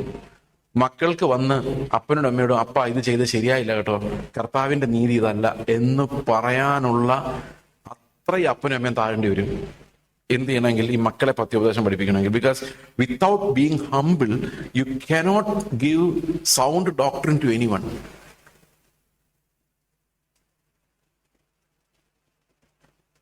അപ്പൊ ധർമ്മോപദേശത്തിന്റെ level is okay, that's what the world teaches. പക്ഷെ ബൈബിൾ ഇൻസ്ട്രക്ഷൻസ് നിങ്ങൾക്കറിയാമോ? പൗലോസ് പഠിപ്പിക്കുമ്പോൾ എങ്ങനെ പഠിപ്പിക്കുന്നെന്ന്? പൗലോസ് അപ്പോസ്തലിക അധികാരം ഉപയോഗിക്കുന്നുണ്ട്, but he standing there as a sinner. പിടിക്കാമെന്ന് വിചാരിക്കുന്നതേ ഉള്ളൂ. കർത്താവിനെ ലഭിക്കുമെന്ന് വിചാരിച്ച് ഓടിക്കൊണ്ടിരിക്കുന്നു. എന്നെ പോലെ നിങ്ങൾ ഓടിക്കോ. പിടുത്തം കിട്ടിയവനല്ല ഞാൻ, അത് ഓർത്തോണ്ട് വേണം എന്നെ പോലെ ഓടാൻ. അങ്ങനല്ലേ പറയുന്നേ ഫിലിപ്പി ലേഖനത്തില്? പിന്നെ പൗലോസ് ആദ്യം കൊരിന്ത് സഭയ്ക്ക് ലേഖനം എഴുതും പറയുന്നത്, ഞാൻ ശ്രേഷ്ഠ അപ്പോസ്തലന്മാരിൽ ഒട്ടും കുറവുള്ളവനല്ലെന്നാ. എഫേസ്യ ലേഖനം എഴുതാറായപ്പോഴേക്കും കുറച്ച് ഭേദമായി, കുറച്ചും കൂടെ ഈ അഹങ്കാരം കുറഞ്ഞു. പൗലോസ് പറയാണ്, ഞാൻ വിശുദ്ധന്മാരിൽ ഏറ്റവും ചെറിയ. തിമോത്തിയോസിന്റെ ലേഖനം എഴുതാൻ നേരത്തെ ആയപ്പോഴേക്കും പൗലോസിന്റെ കാര്യം തീരാറായി, ഓട്ടം. പൗലോസ് പറയാണ്, പാപികളിൽ ഒന്നാം നമ്പർ, എനിക്ക് ലഭിച്ച ദൈവകൃപ മാത്രം എനിക്ക് പറയാനുള്ളൂ എന്ന അവസ്ഥയിലേക്ക് പൗലോസ് വളരുമായിരുന്നു. എങ്ങോട്ടാ? In Christian life we are growing into more brokenness and repentance. എത്രയൊക്കെ മനസ്സിലായി ഞാൻ പറഞ്ഞത്? ക്രിസ്ത്യൻ യാത്രയിൽ ഒരിക്കലും റിപ്പന്റൻസ് കുറയുന്നില്ല, ബ്രോക്കൺനെസ് കുറയുന്നില്ല. നമ്മൾ കർത്താവിന്റെ അടുത്തേക്ക് ചെല്ലുന്തോറും we are tantalised by his magnificence. അവൻ അടുത്തടുത്താണ് നമ്മൾ ഓർക്കും, പക്ഷെ അടുത്തോട്ട് ചെല്ലുന്തോറും he will be so beyond us. അതുകൊണ്ട് നമ്മൾ അവനെ വർഷിപ്പ് ചെയ്യുന്നത്, because he is not like us. ഇപ്പൊ നമ്മൾ അവന്റെ അടുത്തേക്ക് ചെല്ലുന്നതേക്ക് പത്യോപദേശത്തിന്റെ, ഞാൻ വിചാരിക്കുന്ന ഈ പാരന്റിങ്ങിനെ കുറിച്ച് നിങ്ങൾക്ക് കൂടുതൽ മനസ്സിലാകുന്നത് ഈ കോഴ്സിൻ, നമ്മുടെ ഈ മൊത്തം ബൈബിൾ സ്റ്റഡിയുടെ അവസാനമാണ്. എന്താണ് ഈ പെർഫെക്ഷൻ എന്നും ഏത് പെർഫെക്ഷനിലേക്കാണ് നമ്മൾ കുഞ്ഞുങ്ങളെ കടത്തിവിടേണ്ടതെന്നും ആ കടത്തിവിടുമ്പോൾ നമുക്ക് ലഭിക്കാവുന്ന മുറിവുകളും ക്രൂശും എന്താണെന്നും ഉള്ള കാര്യങ്ങൾ കൂടെ നമ്മൾ മനസ്സിലാക്കും. So parenting is not an easy thing if you are intent on teaching them sound doctrine. ആ സമയത്ത് മോറൽ ഇൻസ്ട്രക്ഷൻ ആണെങ്കിൽ നമുക്ക് ഈസിയായിട്ട് പഠിപ്പിക്കാം, പൊട്ടിയിട്ട് കൊടുക്കാം, മര്യാദയ്ക്ക് ഇരിക്കടാ എന്ന് പറയാം, പഠിക്കടാ എന്ന് പറയാം, തട്ട് കൊടുക്കാം. പക്ഷെ അതുകൊണ്ടൊന്നും ഇവിടെ എല്ലാം പ്രശ്നമുണ്ട്. സൗണ്ട് ഡോക്ട്രിൻസിന്റെ പഠിപ്പിക്കലിനകത്ത് ഇതെല്ലാം വ്യത്യാസമാണ്. എന്നോട് എൻ്റെ പിള്ളേർ എത്ര പ്രാവശ്യം പറഞ്ഞിട്ടുണ്ടെന്നറിയോ, പപ്പ ഇത് ക്രിസ്തു ആണെങ്കിൽ ഇങ്ങനെ അല്ലായിരുന്നു, ഇത് ചെയ്യുന്ന ശരിയല്ല പറഞ്ഞിട്ടുണ്ട്. ഞാൻ പറഞ്ഞു, ശരിയാ മോനെ, ഐ എം സോറി. എത്ര പ്രാവശ്യം എൻ്റെ പിള്ളേരോട് സോറി പറഞ്ഞതെന്ന് പറയാം. അവരെന്നോടും പറയാറുണ്ട്. കാരണം ഇതെന്താന്ന് വെച്ച് കഴിഞ്ഞാൽ ഇത് ആരും പെർഫെക്റ്റ് ആയതുകൊണ്ടല്ല. എൻ്റെ മക്കൾ പെർഫെക്റ്റ് ഒന്നുമല്ല, നല്ല തല്ലിപ്പൊളി സ്വഭാവങ്ങൾ അവർക്കെല്ലാം ഉണ്ട്. ചെറുപ്പത്തിലെ എൻ്റെ മകൻ വന്ന് എന്നോട് പറഞ്ഞു, അവനെ കേൾക്കുന്ന ഇഷ്ടമില്ല, അതുകൊണ്ട് ചിലപ്പോൾ അങ്ങനെ കേട്ട ഇത് പറയില്ലെന്ന് പറഞ്ഞൊരു കാര്യം അതങ്ങനെ കട്ട് ചെയ്ത് കളഞ്ഞേക്ക് പറ്റുവാണെങ്കിൽ. ഓക്കെ. അപ്പോൾ ഒരു ദിവസം അവൻ എൻ്റെ അടുത്ത് വന്നപ്പോൾ അവൻ അസഭ്യ വാക്ക് ഉപയോഗിച്ചു. ഇപ്പോഴത്തെ സ്വഭാവം അല്ലാട്ടെ ഞാൻ പറഞ്ഞു, ഒരു 10 വർഷം മുമ്പുള്ള സ്വഭാവം. 5ാം ക്ലാസ് പഠിക്കും, 5ലോ 6ലോ മറ്റോ. അപ്പോ ഞാൻ പറഞ്ഞാ ഈ വാക്ക് ഉപയോഗിക്കരുത്, കാരണം ഞങ്ങൾ ആന്ധ്രയിൽ നിന്ന് വന്നുകൊണ്ട് ഇവൻ അറിയത്തില്ല ഇവിടുത്തെ വാക്കുകൾ. ഈ മലയാളത്തിൽ തെറി പഠിക്കണേ അവസാനം പഠിക്കുള്ളൂ, ബാക്കിയുള്ളതൊക്കെ പെട്ടെന്ന് പഠിച്ചാലും ഇവിടെ നല്ല കൂട്ടുകെട്ടുണ്ടാക്കിയെങ്കിൽ അങ്ങനെയുള്ള വാക്കുകൾ കിട്ടുള്ളൂ. അപ്പൊ ഞാൻ അവനോട് പറഞ്ഞു, ഇങ്ങനെയുള്ള വാക്ക് നീ ഉപയോഗിക്കാൻ പാടില്ല, തെറ്റാണ്. ഞാൻ പറഞ്ഞു, എനിക്ക് അറിയത്തില്ല. ഞാൻ പറഞ്ഞു, ഇത് അസഭ്യമാണ്, പറയരുത്. അപ്പൊ ഒരാഴ്ച കഴിഞ്ഞപ്പോ ഇവൻ ദേഷ്യം വന്നപ്പോ ഈ വാക്ക് ഉപയോഗിച്ചു. അപ്പൊ എനിക്ക് മനസ്സിലായി ഇത് അറിയാൻ വയ്യാതെ പറയുന്നതല്ല, ദേഷ്യം വരുമ്പോൾ ഇത് പറയണമെന്ന് അവൻ എങ്ങനെ മനസ്സിലായി? അപ്പൊ ഇത് അറിഞ്ഞുകൊണ്ട് പറയും. അപ്പൊ ഞാൻ പറഞ്ഞു, ഞാൻ ഈ വാക്ക് നിന്നോട് പറയരുതെന്ന്. അത് മോറൽ ഇൻസ്ട്രക്ഷൻ അല്ലേ, ഇത് സൗണ്ട് ഡോക്ട്രിൻ അല്ല. ഇതെന്തോ ഇത് മോറൽ ഇൻസ്ട്രക്ഷൻ, അത് പറയണ്ടേ, നമ്മൾ പറഞ്ഞേ പറ്റുള്ളൂ. അന്നേരം ഇവൻ എന്നോട് പറയുവാ, പപ്പ എനിക്ക് ഓർമ്മ വരുന്നില്ല, ദേഷ്യം വരുമ്പോ തന്നെ വരുവാ, അതുകൊണ്ട് എന്നെ എന്നിട്ട് എന്താ അടിച്ചു കഴിഞ്ഞാൽ എനിക്ക് ഓർമ്മ വരത്തുള്ളൂ. ഇത് മോറൽ ഇൻസ്ട്രക്ഷന്റെ തലമാണ്. അവിടെ അവൻ ആവശ്യപ്പെടുവാ എന്നെ തല്ലണമെന്ന്. ഞാൻ പറഞ്ഞു, ഒന്നും കൂടെ നോക്കാം, കാരണം അത്രയും പറഞ്ഞാണല്ലോ, തല്ലിയതായിട്ട് സങ്കല്പിക്കാമല്ലോ, പിന്നെ ഞാൻ തല്ലേണ്ട കാര്യമില്ല. അപ്പൊ ഇത് ഞാൻ പറയാൻ കാരണം അവിടെ തല്ലണ്ടി വരുന്ന സാഹചര്യമുണ്ട്. ഓക്കെ. പക്ഷെ അതേ സമയത്ത് ഞാൻ അവനെ പഠിപ്പിക്കേണ്ട പത്യോപദേശത്തിന്റെ നീതി എന്താണ്? ആ നീതി എന്ന് പറയുന്നത് മാങ്ങാണ്ടിയാണ്. എന്താടാ മാങ്ങാണ്ടി തിന്നാത്ത ചോദിച്ചിട്ടുണ്ടെങ്കിൽ തല്ലാൻ പറ്റുമോ? പറ്റില്ല. അപ്പൊ പുതിയ നിയമത്തിന്റെ നീതി നമ്മുടെ കുഞ്ഞുങ്ങളിൽ ഉണ്ടാകണമെങ്കിൽ ആ സമ്മം ബോണം എന്ന് പറയും, അതായത് ടോപ്പ് റൈച്ചസ്നെസ്സിനെ കുറിച്ച് അകത്തൊരു ഗ്രിപ്പ് ഉണ്ടായെങ്കിൽ മാത്രമേ ഈ സമൂഹത്തിൽ ഇവന് ക്രിസ്ത്യാനിയായിട്ട് ജീവിക്കാനുള്ള ധൈര്യം ഉണ്ടാവുള്ളൂ. അല്ലെങ്കിൽ കുറെ കഴിയുമ്പോൾ മോറൽ ഇൻസ്ട്രക്ഷൻ ഒക്കെ പൊളിഞ്ഞു പോകും. അതുകൊണ്ടാണ് ആധുനികമായ ഈ സമൂഹത്തിൽ ജീവിക്കുവാൻ ഒരു കുട്ടിയുടെ ഉള്ളിലേക്ക് എന്ത് ചെല്ലണം? ഈ സൗണ്ട് ഡോക്ട്രിൻ, അതായത് ക്രിസ്തു അവൻ ഒരു ആവേശമായി അവന്റെ ഹൃദയത്തിൽ അവന്റെ ജീവന്റെ വ്യാപാരം ഉണ്ടാകണം. അവന്റെ നീതിയെക്കുറിച്ച് ദാഹം ഉണ്ടാകണം. അത് ഈ കുഞ്ഞിലുണ്ടാവുക എന്ന് പറയുന്നത് എപ്പോഴും അപ്പനോ അമ്മയോ സിംഹാസനത്തിൽ ഇരുന്നാൽ കിട്ടില്ല. കാരണം നമ്മൾ ഡിസിപ്ലിൻ ചെയ്യുന്ന എപ്പോഴും നമ്മളെ പോലുള്ള പിള്ളേരുണ്ടാക്കാൻ വേണ്ടിയാ. ആണോ? ആ, എബ്രായ ലേഖനത്തിൽ എന്താ പറയുന്നത്? നിങ്ങളുടെ മാതാപിതാക്കൾ നിങ്ങളെ ഡിസിപ്ലിൻ ചെയ്തപ്പോൾ അത് കുറച്ചു കാലത്തേക്കും പിന്നെ തങ്ങൾക്ക് ബോധിച്ച പ്രകാരവും ആയിരുന്നു. അപ്പൊ പേരൻസിന്റെ മോറൽ ഇൻസ്ട്രക്ഷന്റെ പ്രത്യേകത എന്താ? അത് കുറച്ചു കാലത്തേക്കും തങ്ങൾക്ക് ബോധിച്ചതുപോലെയുമാണ്. അപ്പം ഒരപ്പനും അമ്മയും മക്കളെ ശിക്ഷിക്കുന്നത് അപ്പന്റെ അമ്മയുടെയും ഡിസൈൻ അനുസരിച്ച് ആ മകൻ രൂപപ്പെട്ടു വരാൻ വേണ്ടിയാ. സമ്മതിച്ചോ? തലയാട്ടിയാലും കുഴപ്പമില്ല. എന്നാൽ ദൈവം നമ്മളെ ഡിസിപ്ലിൻ ചെയ്യുന്ന എന്തിനു വേണ്ടിയാ? എബ്രായ ലേഖനം 12:10, നാം അവന്റെ വിശുദ്ധി പ്രാപിക്കേണ്ടതിന്. അപ്പൊ ദൈവത്തിന്റെ ഡിസിപ്ലിനിങ് ആണ് ശരിക്കും നമ്മൾ എവിടെ എത്തിക്കുന്നത്? പത്യോപദേശത്തിന്റെ ഡിസിപ്ലിനിങ് എന്ന് പറയുന്നത്. ഇപ്പൊ പത്യോപദേശത്തിന്റെ ഡിസിപ്ലിനിങ്ങിൽ ഒരുത്തനെ വളർത്തണമെങ്കിൽ പത്യോപദേശത്തിന്റെ ബാലശിക്ഷയിൽ, ദൈവത്തിന്റെ ബാലശിക്ഷയിൽ നല്ല എഴുതിയേക്കുന്ന അവിടെ ഒന്നും കൂടെ വെച്ച് എഫീസ് ലേഖനം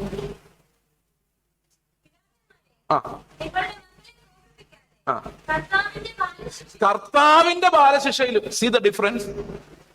നമ്മുടെ ബാലശിക്ഷ എന്ന് പറയുന്നത് നമ്മൾ തോന്നുന്ന പോലെ നമ്മൾ നടപ്പാക്കുന്നതാണ്. കർത്താവിന്റെ ബാലശിക്ഷ നാം ഓരോരുത്തരും അവന്റെ വിശുദ്ധി പ്രാപിക്കാൻ വേണ്ടിയുള്ളതാണ്. അതിന്റെ വ്യത്യാസം മനസ്സിലായോ? അപ്പൊ നമ്മുടെ കുഞ്ഞുങ്ങൾക്ക് എന്ത് ബാലശിക്ഷയാണ് ലഭിക്കുന്നത്? ക്രിസ്തു എന്ന ലക്ഷ്യത്തിലേക്ക് പോകുന്ന ഒരു കുഞ്ഞിന് ലഭിക്കുന്ന ബാലശിക്ഷ ദൈവത്തിന്റെ, കർത്താവിന്റെ ബാലശിക്ഷയാണ്. അത് നമ്മൾ കൊടുക്കുന്നതല്ല. ആ ശിക്ഷ, ആ ഡിസിപ്ലിനിങ് അവന് വരുമ്പോൾ, ഒന്നുകൂടെ വായിച്ചു നോക്കിയ വാക്യം, നമ്മൾ ഇൻഫ്ലിക്ട് ചെയ്യുന്ന ഡിസിപ്ലിനിങ് അല്ലത്. കർത്താവിന്റെ ബാലശിക്ഷയിൽ അവനെ നമ്മൾ എന്ത് ചെയ്യണം? കോപിപ്പിക്കാതെ പത്യോപദേശം കൊടുത്ത് അവനെ, എന്താ ഭയങ്കര ശുശ്രൂഷയല്ലേ ഇത്! ഈ പഠിപ്പിക്കുന്ന തലത്തിലേക്ക്, ഒരു ഇൻസ്ട്രക്ഷന്റെ തലത്തിലേക്ക് നമ്മൾ പോകണമെങ്കിൽ, അതായത് പത്യോപദേശം പഠിപ്പിക്കണമെങ്കിൽ ആ പേരന്റിങ്ങിന് ഒരു പ്രത്യേകതയുണ്ട്. ആ പ്രത്യേകത എന്താന്ന് വെച്ച് കഴിഞ്ഞാൽ, നമ്മൾ ശിശുക്കളെ പോലെ ആകാൻ പാടില്ല. നമ്മൾ ആരാകണം? പാല് കുടിച്ച് വളരുന്ന ശിശുക്കളാകാൻ പാടില്ല. കട്ടിയാഹാരം കഴിക്കുന്ന ഉപദേഷ്ടാവാകാൻ തക്കവണ്ണം പരിജ്ഞാന പൂർത്തിയിലേക്ക് ഓടുന്ന പേരൻസ് ആണെങ്കിൽ മാത്രമേ ഈ കുഞ്ഞുങ്ങൾക്ക് പത്യോപദേശം കൊടുക്കാൻ പറ്റുള്ളൂ, അവരെ ട്രെയിൻ ചെയ്യാൻ പറ്റുള്ളൂ. അതല്ലെങ്കിൽ അവർക്ക് മോറൽ ഇൻസ്ട്രക്ഷൻ മാത്രമേ കൊടുക്കാൻ പറ്റുള്ളൂ. എന്താണ് മെച്യൂരിറ്റി? ക്രിസ്ത്യൻ മെച്യൂരിറ്റി, പേരന്റിന്റെ മെച്യൂരിറ്റി, ഒരു ഇൻസ്ട്രക്ടറുടെ മെച്യൂരിറ്റി, ഒരു ഉപദേഷ്ടാവിന്റെ മെച്യൂരിറ്റി, അല്ലെങ്കിൽ ഒരു ടീച്ചറുടെ മെച്യൂരിറ്റി. എന്ത് മെച്യൂരിറ്റിയാണത്?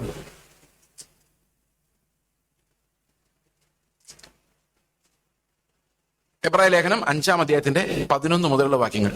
Hebrews chapter 5 versus 11 onwards. ഇതിനെക്കുറിച്ച് ഞങ്ങൾക്ക് വളരെ പറയുവാനുണ്ട്, എങ്കിലും നിങ്ങൾ കേൾപ്പാൻ മാന്ദ്യമുള്ളവരായതുകൊണ്ട് തെളിയിച്ചു തരുവാൻ വിഷമമാണ്. എനിക്ക് പറയണമെന്നുണ്ട്, ഒത്തിരി കാര്യങ്ങൾ ഇൻസ്ട്രക്ട് ചെയ്യണമെന്നുണ്ട്. എന്തിനെ കുറിച്ചാണെന്നറിയോ? അത് മൽക്കീസദേക്കിനെ കുറിച്ചെന്നാ തമിഴിൽ എഴുതിയിരിക്കുന്നത്. ഇന്ത മൽക്കീസദേക്കെ പറ്റി എന്നാണ് പറഞ്ഞേക്കുന്നത്. ഇനിയും പേശുവും, പക്ഷെ അത് നിങ്ങൾക്ക് പറ്റാത്തതുകൊണ്ട് വിട്ടുകളഞ്ഞിരിക്കുന്നു. എന്താ പറ്റാത്തത്? കേൾപ്പാൻ മാന്ദ്യമുള്ളവരായതുകൊണ്ട്. ഇതിനകത്ത് ഒത്തിരി കാര്യങ്ങളുണ്ട് എബ്രായ ലേഖനത്തിന്റെ. ഈ എബ്രായ ലേഖനത്തിന്റെ വ്യാഖ്യാനം ഹാർവസ്റ്റ് ടിവിയിൽ വരുന്നുണ്ട്, യൂട്യൂബിലുണ്ട്. നിങ്ങൾക്ക് വേണമെങ്കിൽ ഈ വ്യാഖ്യാനങ്ങൾ കേൾക്കാവുന്നതാണ്, കൂടുതൽ ഈ ഭാഗത്തെക്കുറിച്ച് മനസ്സിലാവണമെങ്കിൽ. ഓക്കെ, അടുത്ത വാക്യം വായിച്ചേ.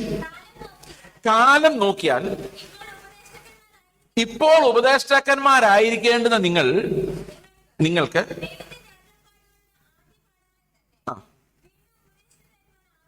അപ്പൊ ദൈവത്തിന്റെ വചനത്തിന്റെ ആദ്യ പാഠങ്ങൾ അല്ലെ? എന്തിന്റെ ആദ്യ പാഠങ്ങളാ? ദൈവത്തിന്റെ അരുളപ്പാടുകളുടെ ആദ്യ പാഠങ്ങളെ തന്നെ വീണ്ടും വീണ്ടും ഉപദേശിച്ചു തരുവാൻ ആവശ്യമായിരിക്കും. അപ്പൊ നമ്മളെല്ലാം എങ്ങനെയാണ്? ശിശുക്കളെ പോലെയാണ്, മെച്യൂരിറ്റി പ്രാപിച്ചിട്ടില്ല. അടുത്ത വാക്യം. കട്ടിയായുള്ള ആഹാരമല്ല, പാൽ അത്രേ നിങ്ങൾക്ക് ആവശ്യമെന്ന് വന്നിരിക്കുന്നു. പാൽ കുടിക്കുന്നവനെല്ലാം നീതിയുടെ വചനത്തിൽ പരിചയമില്ലാത്തവനത്ര. നമുക്ക് ആകെ മോറൽ ലോ മാത്രം അറിയുള്ളൂ, നമുക്ക് എന്തറിയുന്നില്ല? ഈ ക്രിസ്തുവിന്റെ നീതിയുടെ വചനത്തിൽ നിന്ന് വരുന്ന മാങ്ങാണ്ടി ഓർമ്മയുണ്ടല്ലോ, അതിൽ പരിചയമില്ല. അതെങ്ങനെയാണെന്നുള്ള കാര്യത്തിൽ പരിചയമില്ലാത്തടത്തോളം കാലം നമ്മൾ എപ്പോഴും മോറൽ ഇൻസ്ട്രക്ടേഴ്സ് ആയിരിക്കും. നമ്മുടെ വീട്ടിൽ സംഭവിക്കുന്ന ഒരു പ്രോബ്ലം അതാണ്. നമ്മൾ കർത്താവിനെ കുറിച്ച് പറയുമ്പോൾ അതൊരു മോറൽ ഇൻസ്ട്രക്ഷൻ പോലെ പറയുന്നത്. പ്രാർത്ഥിക്കടാ, ബൈബിൾ വായിക്കടാ. ബൈബിൾ വായിക്കാതെ നിനക്ക് എന്ത് സംഭവിക്കുന്നത് നിനക്കറിയാവോ? നീ പത്രവും കളയും വായിക്കുന്നുണ്ടല്ലോ, നിനക്ക് അരമണിക്കൂർ ബൈബിൾ വായിച്ചാൽ എന്നാ കുഴപ്പം? അവൻ എന്നാ കുഴപ്പം അവനൊന്നും മനസ്സിലാകുന്നില്ല, അതാണ് അവന്റെ കുഴപ്പം. താല്പര്യമില്ല എന്നുള്ളതാണ് അതിനേക്കാളും വലിയ കുഴപ്പം. ഈ താല്പര്യം ഇല്ലാത്തവന് ഉന്തി തള്ളി ബൈബിൾ വായിച്ചാൽ അവൻ ബൈബിൾ വായിച്ചോന്ന് വെച്ചിട്ട് ഇതാ true light which guys light everyone was coming into the world, you was in the world. മറിച്ച് ബൈബിൾ വായിച്ചോന്ന് വെച്ചാൽ വായിച്ചു, അവൻ എന്തേലും മനസ്സിലായോ? പിള്ളേര് ബൈബിൾ വായിക്കുന്ന ഇങ്ങനെ. അപ്പൊ മോറൽ ഇൻസ്ട്രക്ഷൻ വരെ ഒരു വട്ടിയും കൊടുത്തവനെ ബൈബിൾ വായിച്ചു ഇവനും എല്ലാം മനസ്സിലാവോ? ഒന്നും മനസ്സിലാവില്ല. എന്തെങ്കിലും ഞാൻ ഈ പറഞ്ഞോണ്ട് എന്തെങ്കിലും തെളിഞ്ഞു വരുന്നുണ്ടോ? എന്തെങ്കിലും മങ്ങി പോവാണോ നിങ്ങൾക്ക് തോന്നുന്നത്? മങ്ങി പോയാലും തെളിഞ്ഞു വന്നാലും കുഴപ്പമില്ല. എന്താണ് ഈ മച്യൂരിറ്റി എന്നുള്ള കാര്യത്തിലേക്ക് നമ്മൾ വരാൻ പോവാണ്. അടുത്ത വാക്യം. അവൻ ശിശു അല്ലെ, പാല് കുടിക്കുന്നവരല്ല ശിശുവാ. ഈ പാല് കുടിക്കുന്നവർക്ക് എപ്പോഴും അരുളപ്പാടുകളുടെ ആദ്യ വചനം തന്നെ പിന്നെയും കേൾക്കണം. അത് കേൾപ്പിക്കാൻ ഇഷ്ടംപോലെ ആൾക്കാരും ഉണ്ട്. നിങ്ങളുടെ വിഷയങ്ങളുടെ മേലിറങ്ങി വരുന്ന ദൈവം. അത് കേട്ട് തല മന്ദിച്ചു. എന്നിട്ട് അത് തന്നെ പിള്ളേരും പറഞ്ഞു കൊടുക്കും, മര്യാദയ്ക്ക് പ്രാർത്ഥിക്കാൻ ബൈബിളാക്കി ചെയ്താൽ നീയൊക്കെ എക്സാമിനേഷൻ പാസ്സാവും, അല്ലെങ്കിൽ നീ തെക്ക് വടക്ക് നടക്കും ഇവിടെ ജോലിയില്ലാതെ. ദൈവത്തെ പേടി വേണം. ഇത് എവിടെ നിന്ന് കിട്ടിയതാണെന്നറിയോ? ഇതാണോ ക്രിസ്ത്യൻ ഇൻസ്ട്രക്ഷൻ? ഇത് ക്രിസ്ത്യൻ ഇൻസ്ട്രക്ഷൻ അല്ല, ഇതൊരു ഭീഷണിയാണ്. നമ്മൾ ഭയത്തിന്റെ ദാസന്മാരല്ല. ഇനിയും ഭയപ്പെടേണ്ടതിന് ദാസത്വത്തിന്റെ ആത്മാവിനെയാണോ നിങ്ങൾ കുഞ്ഞുങ്ങൾ കൊടുക്കാൻ പോകുന്നത്? ദൈവം എന്താ പ്രാർത്ഥിച്ചില്ലെങ്കിൽ പരീക്ഷയ്ക്ക് തോപ്പിക്കാൻ നടക്കണം?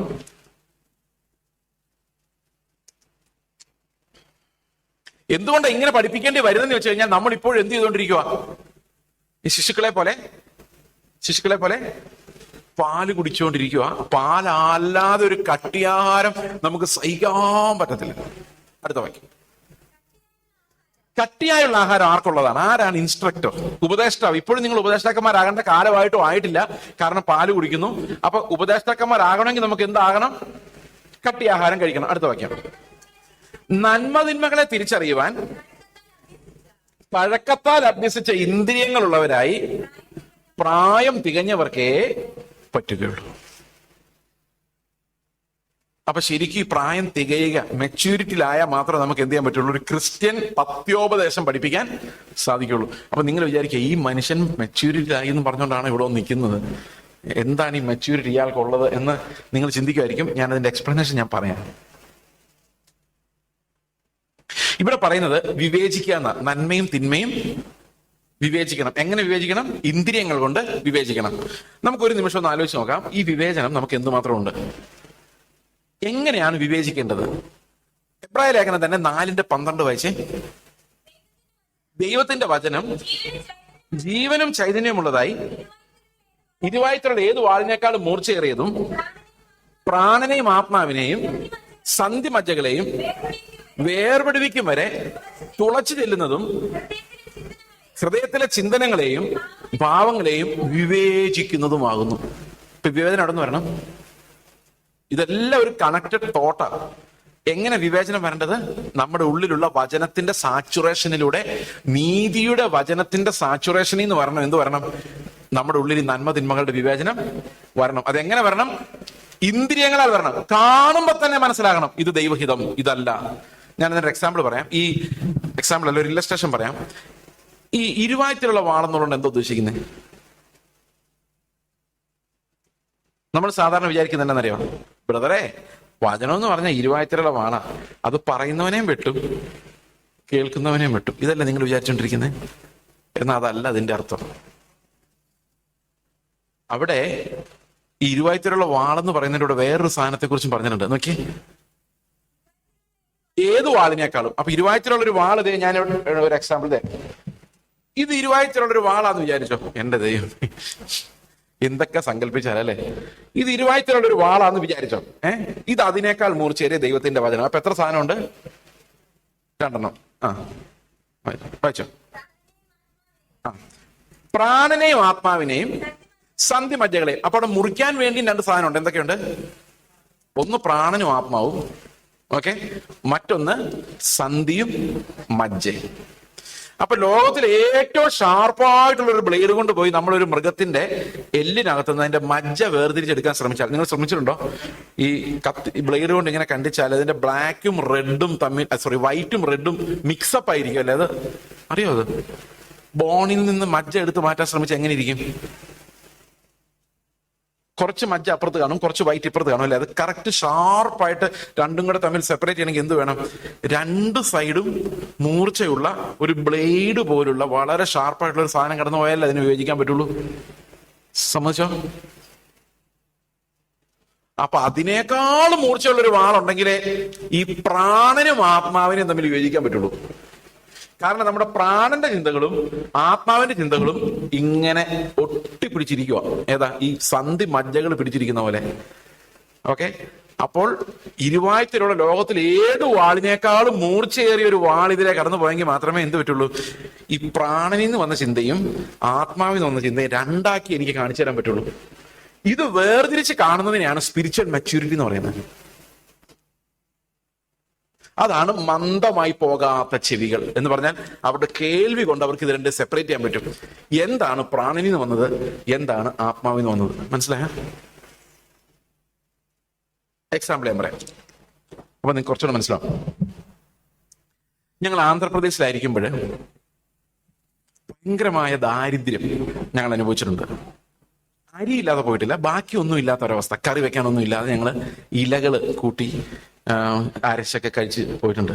ഒരു മാസത്തോളം റെന്റ് അടയ്ക്കാൻ പറ്റാതായിട്ടുണ്ട്. എന്നാൽ എവിടെന്നെങ്കിലുമൊക്കെ റെന്റൊക്കെ അടഞ്ഞു പോയിട്ടുണ്ട്. അങ്ങനെയൊക്കെ ആയിരുന്നു. അപ്പം വീട്ടിൽ 1 രൂപ എടുക്കാൻ ഇല്ലാതിരുന്ന കാലങ്ങൾ 1-2 വർഷമല്ല, മെനി ഇയേഴ്സ്. അങ്ങനെ ഒരു ദിവസം വളരെ കഷ്ടതയിൽ ഞാൻ ഇരിക്കുകയാണ്. 40 രൂപയോ 45 രൂപയോ കണ്ട് അയൽവക്കത്ത് ഒരു കടയിൽ, ഒരു പലചരക്ക് കടയിൽ കൊടുക്കാൻ പൈസ ഇല്ല. അത് മേടിച്ചപ്പം തികയാതെ പോയതാ. പിന്നെ തരാന്ന് പറഞ്ഞ് പോന്നതാ. ചില്ലറ പൈസ ഒന്നും കയ്യിലില്ല.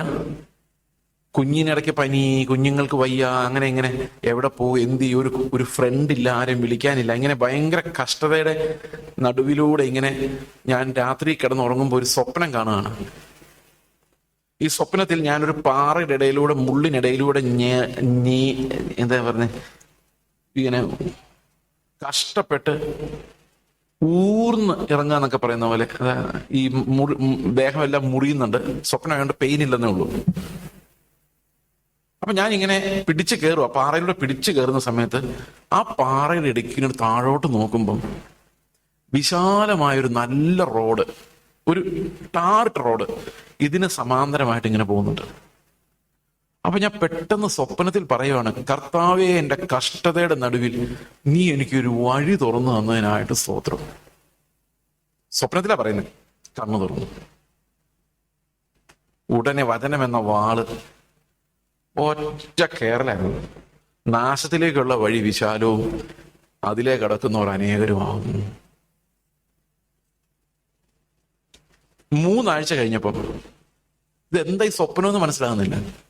2-3 ആഴ്ച കഴിഞ്ഞപ്പം അമേരിക്കയിൽ നിന്ന് ഒരു ടീം ഞങ്ങളെ കാണാൻ വേണ്ടി ഓങ്കോളിൽ വന്നു. അവര് പറഞ്ഞു, നിങ്ങൾക്ക് ഓങ്കോളിലെ മിഷണറി പ്രവർത്തനത്തിന് എത്ര രൂപ വേണ്ടത് ഞങ്ങൾ തരാം. ഇതാ ചെക്ക് ബുക്ക്, നിങ്ങൾ ആവശ്യമുള്ള എഴുതിയെടുത്തോ, കണക്ക് മാത്രം തന്നാൽ മതി. ഞങ്ങൾക്ക് നിങ്ങളെ അത്രയും വിശ്വാസമാണ്. നിങ്ങൾ മന്ത്ലി അക്കൗണ്ട് മാത്രം ഞങ്ങൾക്ക് തരുന്നവർക്ക് ഏൽപ്പിക്കാൻ വേണ്ടി കൊടുത്താൽ മതി. എങ്ങനെ വേണമെങ്കിലും നിങ്ങളുടെ യുക്തം പോലെ ചെലവാക്കിക്കോ. ഒരു ചെക്ക് ബുക്ക്. കർത്താവ് എന്നാണ് നിന്നോട് പറഞ്ഞേക്കുന്നത്? വചനം എന്ന വാള് എന്താ പറഞ്ഞേക്കുന്നത്? നാശത്തിലേക്കുള്ള വഴി വിശാലവും അതിലേ കിടക്കുന്നവർ അനേകരാകുന്നു. ഞാൻ പറഞ്ഞു, എന്നെ കൊണ്ട് പറ്റിയല്ല, ഐ ഡോണ്ട് വാണ്ട്. അവരെ വിളിച്ചോണ്ട് വന്നവരാണ്, നിനക്ക് ഭ്രാന്ത് പിടിച്ചോ? ഞാൻ പറഞ്ഞു, എനിക്കിതൊക്കെ വാങ്ങിക്കണമെന്നുണ്ട്, പക്ഷെ ദൈവം അനുവദിക്കുന്നില്ല. എൻ്റെ ഭാര്യ പറഞ്ഞു, ദൈവം വാതിൽ തുറന്നതായിരിക്കും. ഞാൻ പറഞ്ഞു, അല്ല, ഇതിങ്ങനെയാണ് വചനം എനിക്ക് കാണിച്ചു തന്നേക്കുന്നത്. അപ്പം ഞങ്ങളുടെ അവിടെ വന്ന ഇതെല്ലാം കഴിഞ്ഞ് അവർ ഭയങ്കര വിഷമത്തിൽ, ദേഷ്യത്തിൽ ഇട്ടിട്ട് പോയി. കാരണം സഹായിക്കാൻ വേണ്ടി ഇങ്ങോട്ട് വരുവാണ്. അപ്പൊ ഞാൻ അവരുടെ പണത്തെ തട്ടിക്കളഞ്ഞ, ആൾക്കാരെ തട്ടിക്കളഞ്ഞ അത്രയും വിഷമമില്ല. ഈ പണത്തെ തട്ടിക്കളഞ്ഞ മനുഷ്യന് സഹിക്കാൻ പറ്റില്ല. കാരണം മിക്കവാറും ആൾക്കാരുടെ ദൈവം ഈ പണമാണ്. ഇപ്പൊ കർത്താവിനെ കുറിച്ച് പറഞ്ഞ ദേഷ്യം വരാത്തവന് വരെ പണത്തെ കുറിച്ച് പറഞ്ഞ ദേഷ്യം വരും. അപ്പോൾ ഞാനിത് പോയി കഴിഞ്ഞപ്പോൾ ഞങ്ങളുടെ ഒരു ഫാമിലി ഫ്രണ്ട്സ് ഉണ്ടായിരുന്നു, ഡോക്ടർ കപ്പിൾ. അവരെന്നോട് ഫോൺ ചെയ്തിട്ട് പറയുക, ഞങ്ങൾ പ്രാർത്ഥിച്ചുകൊണ്ടിരിക്കുമായിരുന്നു ചേസ് അത് സ്വീകരിക്കില്ലേ എന്ന് പറഞ്ഞുകൊണ്ടെന്ന്. അപ്പോൾ ഞാനത് സ്വീകരിച്ചിരുന്നു എന്ന് വിചാരിച്ചോ. ഇപ്പൊ ആന്ധ്രാപ്രദേശിൽ ഞങ്ങള് ഒരു ചിൽഡ്രൻസ് ഹോം തുടങ്ങിയനെ, ഒരു HIV കെയർ സെന്റർ തുടങ്ങിയനെ, ഒരു സ്കൂൾ തുടങ്ങിയനെ, ഹോസ്റ്റൽ എല്ലാം തുടങ്ങിയനെ, വലിയ പ്രസ്ഥാനമായി മാറിയനെ. അമേരിക്കൻ പണമുള്ളവർക്ക് എന്താ ചെയ്യാൻ പറ്റത്ത്? എന്നിട്ട് ഇപ്പോൾ ഈ ബുധനാഴ്ച എത്ര പേര് അവധിക്ക് നാട്ടിൽ പോയിട്ടുണ്ട്, എന്ന് തിരിച്ചു വരും, അടുക്കളയിൽ എന്തുമാത്രം സവാളയുണ്ട്, മീൻ മേടിക്കാൻ ബാക്കിയുണ്ടോ, കാശുണ്ടോ, അമേരിക്കയുള്ള റിപ്പോർട്ട് പോയോ, അടുത്ത മാസത്തെ എത്ര ബാക്കിയുണ്ട്, ഇതൊക്കെ കണക്ക് നോക്കിക്കൊണ്ട് ഞാൻ അവിടെ ഇരിക്കുമായിരുന്നേനെ. ഇപ്പം അത് തന്നെയുമല്ല, ജീവിതാന്ത്യ കാലത്ത് ഞാൻ ഇങ്ങനെ പറയും, ഒന്നുമില്ലാത്തൊരു തെണ്ടിയായി ഞാൻ ഓങ്കോളിൽ വന്നു, നീയാണ് എന്നെ നടത്തിയത്, ഇതെല്ലാം അവന്റെ കൃപയാണ്, ഇത്രത്തോളം നടത്തിയ ദൈവം. ഞാൻ അവിടെ ചെല്ലുമ്പോഴറിയുള്ളൂ എന്നെ വിളിച്ചതുപോലെ ഇതിനല്ലായിരുന്നു. അപ്പൊ ഈ കുഞ്ഞുങ്ങൾക്ക് ഉപദേശ രൂപം കൊടുക്കണമെങ്കിൽ നമ്മൾ അതായത് ഉപദേശ രൂപത്തിലൂടെ ഒരാളെ പത്യോപദേശം പഠിപ്പിക്കണമെങ്കിൽ നമ്മൾ ഏത് തലത്തിലേക്ക് പോകണം? ഈ വചനത്തിന്റെ സാച്ചുറേഷനിലൂടെ വചനത്തിലൂടെ നമ്മൾ ഈ നന്മതിന്മകളെ സെപ്പറേറ്റ് ചെയ്യുന്ന ഒരു തലത്തിലേക്കുള്ള ഒരു സ്പിരിച്വൽ മെച്യൂരിറ്റി നമുക്ക് വേണം. അതെന്നുണ്ടാകുന്നു നോക്കി നിങ്ങൾ ഇരിക്കണ്ട, അതിപ്പോ തന്നെ നിങ്ങൾ വിശ്വസിച്ചാൽ നിങ്ങൾക്ക് ലഭിക്കും. കാരണം ഇത് നമ്മുടെ ഒരു ആഗ്രഹമാണ്, എന്നിലൂടെ കർത്താവ് മഹത്വപ്പെടണമെന്നും അവന്റെ ഹിതം എന്നിൽ നിറവേറണമെന്നും അവന്റെ ആത്മാവിനാലുള്ള ജീവൻ ഞാൻ അനുഭവിക്കണമെന്നും ആ ഫ്ലോ എന്നിൽ നിന്ന് വരണമെന്നും നിങ്ങളിൽ ആരാഗ്രഹിക്കുന്നു, അത് 10-ാം വയസ്സിലായാലും 20-ാം വയസ്സിലായാലും 50-ാം വയസ്സിലായാലും, അങ്ങനെ ഒരു ആഗ്രഹത്തിലേക്ക് നിങ്ങൾക്ക് പോകാൻ പറ്റിയാൽ ദാഹിക്കുന്നവനെല്ലാം നിറയ്ക്കുന്ന, അവരിൽ നിന്നെല്ലാം ജീവജല നദികൾ ഒഴുക്കാൻ കഴിവുള്ള ദൈവത്തിന് ഈ പരിജ്ഞാനത്തെ നിങ്ങളിൽ നിന്ന് ഒഴുക്കാൻ പറ്റും. അപ്പൊ കുഞ്ഞുങ്ങളോട് നിങ്ങൾ പറഞ്ഞു കൊടുക്കുന്നത് എന്തായിരിക്കും അറിയോ? മോനെ, കർത്താവിന്റെ വഴികൾ, അവനാണ് രാജാവ്. അപ്പൻ മകനോട് പറയാം, നീ ഞാൻ പറയുന്നതല്ല മോനെ അനുസരിക്കേണ്ടത്. എനിക്ക് പലപ്പോഴും ബലഹീനതകൾ പറ്റും. ഞാൻ അങ്ങനെ നിസ്സാരനായ ഒരു മനുഷ്യനാണ്. ഞാൻ നിങ്ങളോട് പറയുന്നത്, ഞാൻ പറയുന്നതല്ല അനുസരിക്കേണ്ടത്. രാജാവായ ഒരുവനുണ്ട്, അവന്റെ മുമ്പിൽ നിന്റെ അപ്പന്റെ മുഴങ്കാലം മടങ്ങിയാണ് ഇരിക്കുന്നത്. അവനാണ് നിന്നെ ഉപദേശിക്കേണ്ടത്, നിന്നെ കാറ്റുപോലെ ആക്കേണ്ടത്, നീ പോകേണ്ടുന്ന വഴി എന്താണെന്ന് പറഞ്ഞു തരേണ്ടത്. ഈ ഒരു ഇൻസ്ട്രക്ഷനിലേക്ക് നമ്മുടെ കുഞ്ഞുങ്ങൾ വളരണമെങ്കിൽ ഈ പേരൻസ്, ടീച്ചേഴ്സ് ഈ പത്യോപദേശത്തിന്റെ ആ ഒരു തലം എന്താണെന്ന് മനസ്സിലാക്കണം, വിവേചനം എന്താണെന്ന് മനസ്സിലാക്കണം. ഞാനൊരു എക്സാമ്പിളോടെ പറയാം. ഞാൻ എൻ്റെ ഭാര്യയുമായിട്ട് ഒരു ദിവസം 2014 ഞാൻ ഭാര്യയുടെ വീട്ടിലിരിക്കുമ്പം, അപ്പോൾ ഒരു സ്വത്ത് വിഭജിക്കുന്ന ഒരു പരിപാടി അവര് പ്ലാൻ ചെയ്തുകൊണ്ടിരിക്കുക. അപ്പൊ 8 പിള്ളേരാ എൻ്റെ ഭാര്യ വീട്ടില്. അപ്പോൾ ഭാര്യയുടെ മൂത്ത ചേട്ടൻ പറഞ്ഞു, ദൈവത്തിന് മുമ്പിലും നിയമത്തിന് മുമ്പിലും സ്ത്രീ പുരുഷ വ്യത്യാസം ഇല്ലാത്തതുകൊണ്ട് എല്ലാവർക്കും തുല്യമായിട്ട് വീതിക്കാനാണ് എൻ്റെ പ്ലാൻ. നിങ്ങളുടെ അഭിപ്രായം എന്താണെന്ന് ചോദിച്ചു. അപ്പൊ ഞാൻ പറഞ്ഞു, എനിക്ക് സ്വത്തുക്കൾ വാങ്ങിക്കാനുള്ള ദൈവിക നിർദ്ദേശം ഇല്ലാത്തതുകൊണ്ട് ഞങ്ങൾ ഇതിൽ കൈകടത്തുകയില്ല, ഞങ്ങളുടെ പേരിൽ ഒരു പ്രോപ്പർട്ടിയും ഉണ്ടാവുകയില്ല, ഞങ്ങളത് വാങ്ങിക്കില്ല എന്ന് പറഞ്ഞു. അപ്പൊ അദ്ദേഹം എന്നോട് പറഞ്ഞു, നിങ്ങൾ വാങ്ങിച്ചില്ലെങ്കിൽ വാങ്ങിക്കണ്ട, നിങ്ങൾ വേറെ ഏതെങ്കിലും സഹോദരങ്ങൾക്ക് കൊടുക്കുവോ, നിങ്ങൾ ഗവൺമെന്റിന് കൊടുക്കുവോ, എന്തെങ്കിലും ചെയ്യും, അതൊക്കെ നിങ്ങളുടെ ഇഷ്ടം. പക്ഷെ ഒരു തലമുറയുടെ കണ്ണുനീരോടെ വീഴാൻ പാടില്ല. അതുകൊണ്ട് ഞങ്ങൾ ചെയ്യുമ്പോൾ ഞങ്ങൾ നീതിയായിട്ട് ചെയ്യാൻ പറ്റുള്ളൂ. അതുകൊണ്ട് ഇത് തുല്യമായിട്ട് വിധിക്കുക എന്നുള്ളതാണ് ഞങ്ങളുടെ തീരുമാനം എന്ന് പറഞ്ഞു.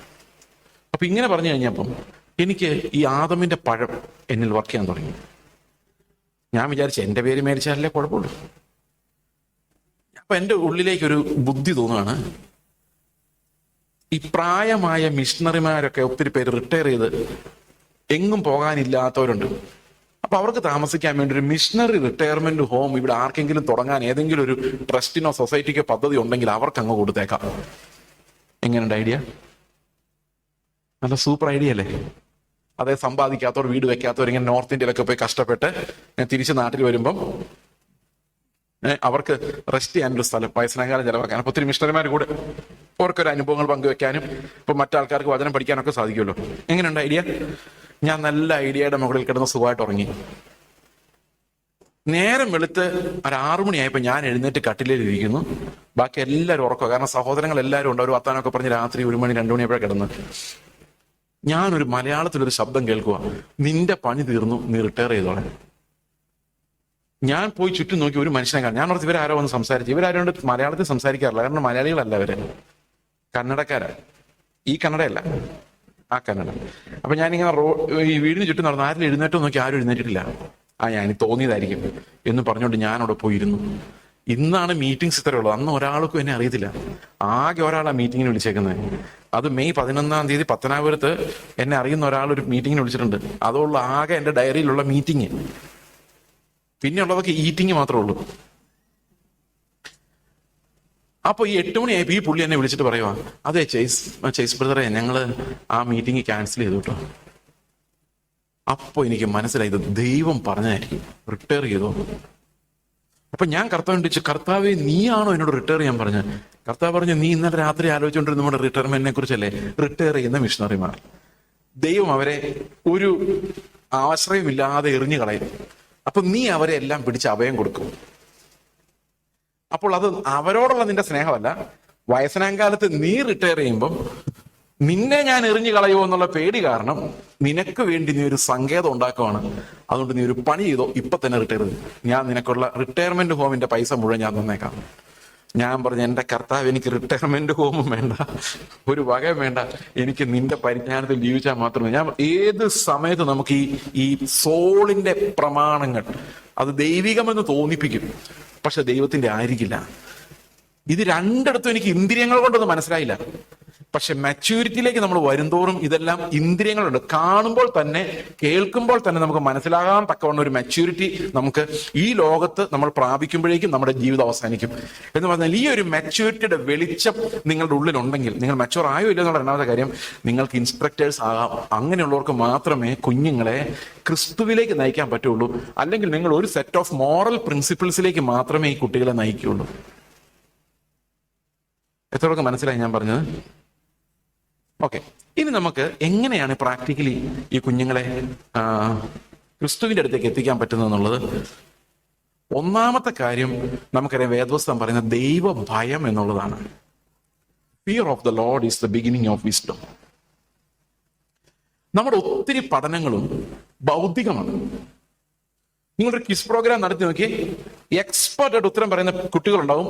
ദേ are learning it intellectually or with their intelligence. അങ്ങനെ പഠിച്ചതുകൊണ്ട് ഒരിക്കലും ജീവന്റെ വചനമായിട്ട് അത് അവരിൽ മാറില്ല. അവർ ജീവന്റെ വചനമായി പരിവർത്തനം ചെയ്യില്ല. മനസ്സിലാവുന്നുണ്ടോ ഞാൻ പറയുന്നത്?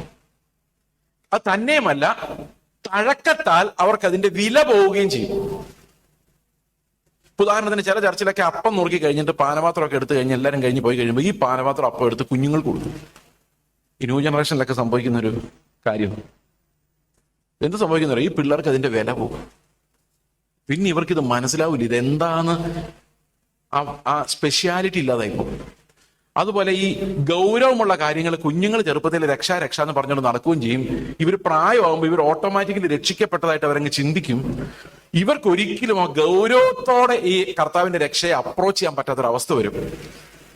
When we are teaching these doctrines to them intellectually, എന്താ സംഭവിക്കുന്നത് വെച്ച് കഴിഞ്ഞാൽ, they lose the seriousness of it.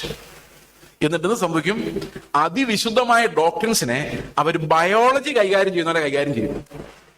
ഇതാണ് ബ്രദറൻ ചർച്ചിന് പറ്റിയത്. ബ്രദറൻ ചർച്ചിലെ പിള്ളേര് ബയോളജിയും ഫിസിക്സും കൈകാര്യം ചെയ്യുന്ന പോലെ ഹിസ്റ്ററി കൈകാര്യം ചെയ്യുന്നതിനാണ് ബൈബിൾ പഠിക്കുന്നത്. എത്ര വാക്യങ്ങളുണ്ട്, ബൈബിളിന്റെ സെൻട്രൽ വരുന്ന വാക്യം ഏതാണ്, ഇതൊക്കെ പഠിച്ചു കഴിഞ്ഞാൽ ഭയങ്കര പണ്ഡിതനാണ്. എത്ര അധ്യായങ്ങളുണ്ട്, എത്ര പേര് കൂടിയാണ് ബൈബിൾ എഴുതിയത്, ഇതൊന്നും അറിഞ്ഞില്ലെങ്കിൽ നമുക്ക് സ്വർഗത്തിൽ പോകാം. മനസ്സിലാകുന്നുണ്ടോ? ഇങ്ങനെ ഭൗതികമായ അറിവുകളെ യാക്കോബ് പറയുന്നത് വിശ്വാസം പോലും ഭൗതികമായി പോയി ഫലം കൊടുക്കാൻ പറ്റാതാവും. എന്നിട്ട് യാക്കോബ് പറയാണ്, യാക്കോബ് അവരെ കമ്പയർ ചെയ്യുന്നത് സാത്താന്റെ ഫെയ്ത്തുമായിട്ടാണ്. ഏതാ? പഠിച്ചിട്ടുണ്ട് പക്ഷെ പ്രയോജനമില്ല. ഈ പഠിച്ചിട്ടുണ്ട് പ്രയോജനമില്ല. അങ്ങനെ ജ്ഞാനം കൊടുക്കാൻ വേണ്ടി അല്ല സൺഡേ സ്കൂളുകൾ ഉണ്ടാവേണ്ടത്, ദൈവ ഭയം കൊടുക്കാൻ വേണ്ടിയാണ്. അത് നരകത്തിൽ പോകുമെന്നുള്ള ഭയമല്ല, അത് നെഗറ്റീവ് ഫിയറാണ്. എങ്ങനെയാണ്? What's the positive fear of God? നമ്മുടെ നടുവിലേക്ക് കർത്താവ് ഇപ്പൊ നടന്നു വരുവാണെങ്കിൽ നമുക്ക് തോന്നുന്ന ഓസംനെസ് ഉണ്ടല്ലോ, ഓ മൈ ലോഡ് എന്ന് തോന്നുന്ന ഓസംനെസ് ആണ് the fear of the load എന്ന് പറയുന്നത്. അത് നമ്മുടെ വീട്ടില് നമ്മൾ അനുഭവിച്ചെങ്കിൽ മാത്രമേ ആ ഭയം കുഞ്ഞുങ്ങളിലേക്ക് ചെല്ലുള്ളൂ. നമ്മൾ അവന്റെ കൽപ്പനകളെ ഭയപ്പെടുന്നത് കുഞ്ഞുങ്ങൾ കണ്ടാൽ മാത്രമേ അവരറിയണം എന്റെ അപ്പൻ എന്തുമാത്രം ഞെരങ്ങുന്നുണ്ട് കർത്താവിനെ അനുസരിക്കാൻ എന്നുള്ള കാര്യം. He should know it, he should see it. തോറ്റാലും ജയിച്ചാലും that inner craving of a parent, കർത്താവിനെ പ്രസാദിപ്പിക്കാൻ വേണ്ടിയുള്ള ആ പേരന്റിന്റെ അധ്വാനം, ആ ഇമോഷൻസ് ആണ് കുഞ്ഞുങ്ങൾ പെട്ടെന്ന് പിടിച്ചെടുക്കുന്ന വാക്കുകളല്ല. മനസ്സിലാകുന്നുണ്ടോ? അപ്പോൾ നമ്മുടെ ഒരു പേരന്റ് കമ്മ്യൂണിക്കേറ്റ് ചെയ്യുന്ന communication is mostly non verbal. Non verbal communications are more serious and straight forward and truthful. നിങ്ങൾക്കറിയാം, ഒരു മനുഷ്യൻ എന്നിട്ട് വീട്ടിലോട്ട് നമ്മൾ കയറി ചെല്ലുമ്പോൾ ഇങ്ങനെ പറയാം, എത്ര നാളായി കണ്ടിട്ട്, ഇങ്ങനെ ചോദിക്കും, ഇങ്ങനെയല്ലേ, ആ വന്നോ, എത്ര നാളായി കണ്ടിട്ട് ചോദിച്ചപ്പം, അടുത്തെങ്ങ് വരാം, കാണാറില്ലായിരുന്നല്ലോ. രണ്ട് രീതി പറയാം, വന്നോ, അടുത്തെങ്ങ് ഇങ്ങോട്ട് കാണാറില്ലായിരുന്നല്ലോ. കമ്മ്യൂണിക്കേറ്റ് ചെയ്ത രണ്ട് രീതിയിലല്ലേ അല്ലേ? അപ്പൊ ശരിക്കും നമ്മൾ ഭക്തി എങ്ങനെ കമ്മ്യൂണിക്കേറ്റ് ചെയ്യുന്നത്? ദൈവഭയം എങ്ങനെ കമ്മ്യൂണിക്കേറ്റ് ചെയ്യുന്നത്? സ്നേഹം എങ്ങനെ കമ്മ്യൂണിക്കേറ്റ് ചെയ്യുന്നത്? You can never interpret love in English or in Malayalam. It has to be interpreted with our life. ദൈവഭയം has to be interpreted with our life. നമ്മൾ ദൈവത്തെ എന്തുമാത്രം ഭയപ്പെടുന്നു എന്നുള്ളത് നമ്മുടെ ലൈഫിലൂടെ ഇന്റർപ്രറ്റഡ് ആകുന്നില്ലെങ്കിൽ നമ്മുടെ കുഞ്ഞുങ്ങൾക്ക് ഒരിക്കലും പത്യോപദേശം ലഭിക്കുകയില്ല. They will get moral instructions and they will acquire intellectual knowledge. Okay, അപ്പോൾ ഒന്നാമത്തെ എലമെന്റ് എന്ന് പറയുന്നത് എന്താണ്? ഫിയർ ആണ്. എന്തിനാ ഫിയർ എന്നറിയാമോ? നമ്മളെ ഈ ദുരിതാവസ്ഥയിൽ നിന്ന്, പാപത്തിന്റെ ദുരിതാവസ്ഥയിൽ നിന്ന് നമ്മളെ രക്ഷിക്കാൻ കഴിവുള്ള ഒരു ദൈവമാണ് നമ്മുടെ അടുത്ത് ഇറങ്ങി വരുന്നത്. So with fear and trembling we give our souls to the Lord. എന്നിട്ട് പറയാ, കർത്താവ് പറയുന്ന പോലെ തന്നെ ചെയ്യണേ, കാരണം അവന് നിങ്ങളെ രക്ഷിക്കാൻ പറ്റും. ഒരു ഡോക്ടറുടെ അടുത്തേക്ക് ഹെൽപ്ലെസ് ആയിട്ടൊരു പേഷ്യന്റ് പോയി കിടക്കുക, പല്ല് പറിക്കാൻ വേണ്ടി. പല്ല് പറിക്കാൻ പോയി കിടക്കുമ്പോൾ ഈ ഡോക്ടർ കൊടിലുമായിട്ട് വരുമ്പോൾ ഈ പേഷ്യന്റ് എന്നാ ചെയ്യണം?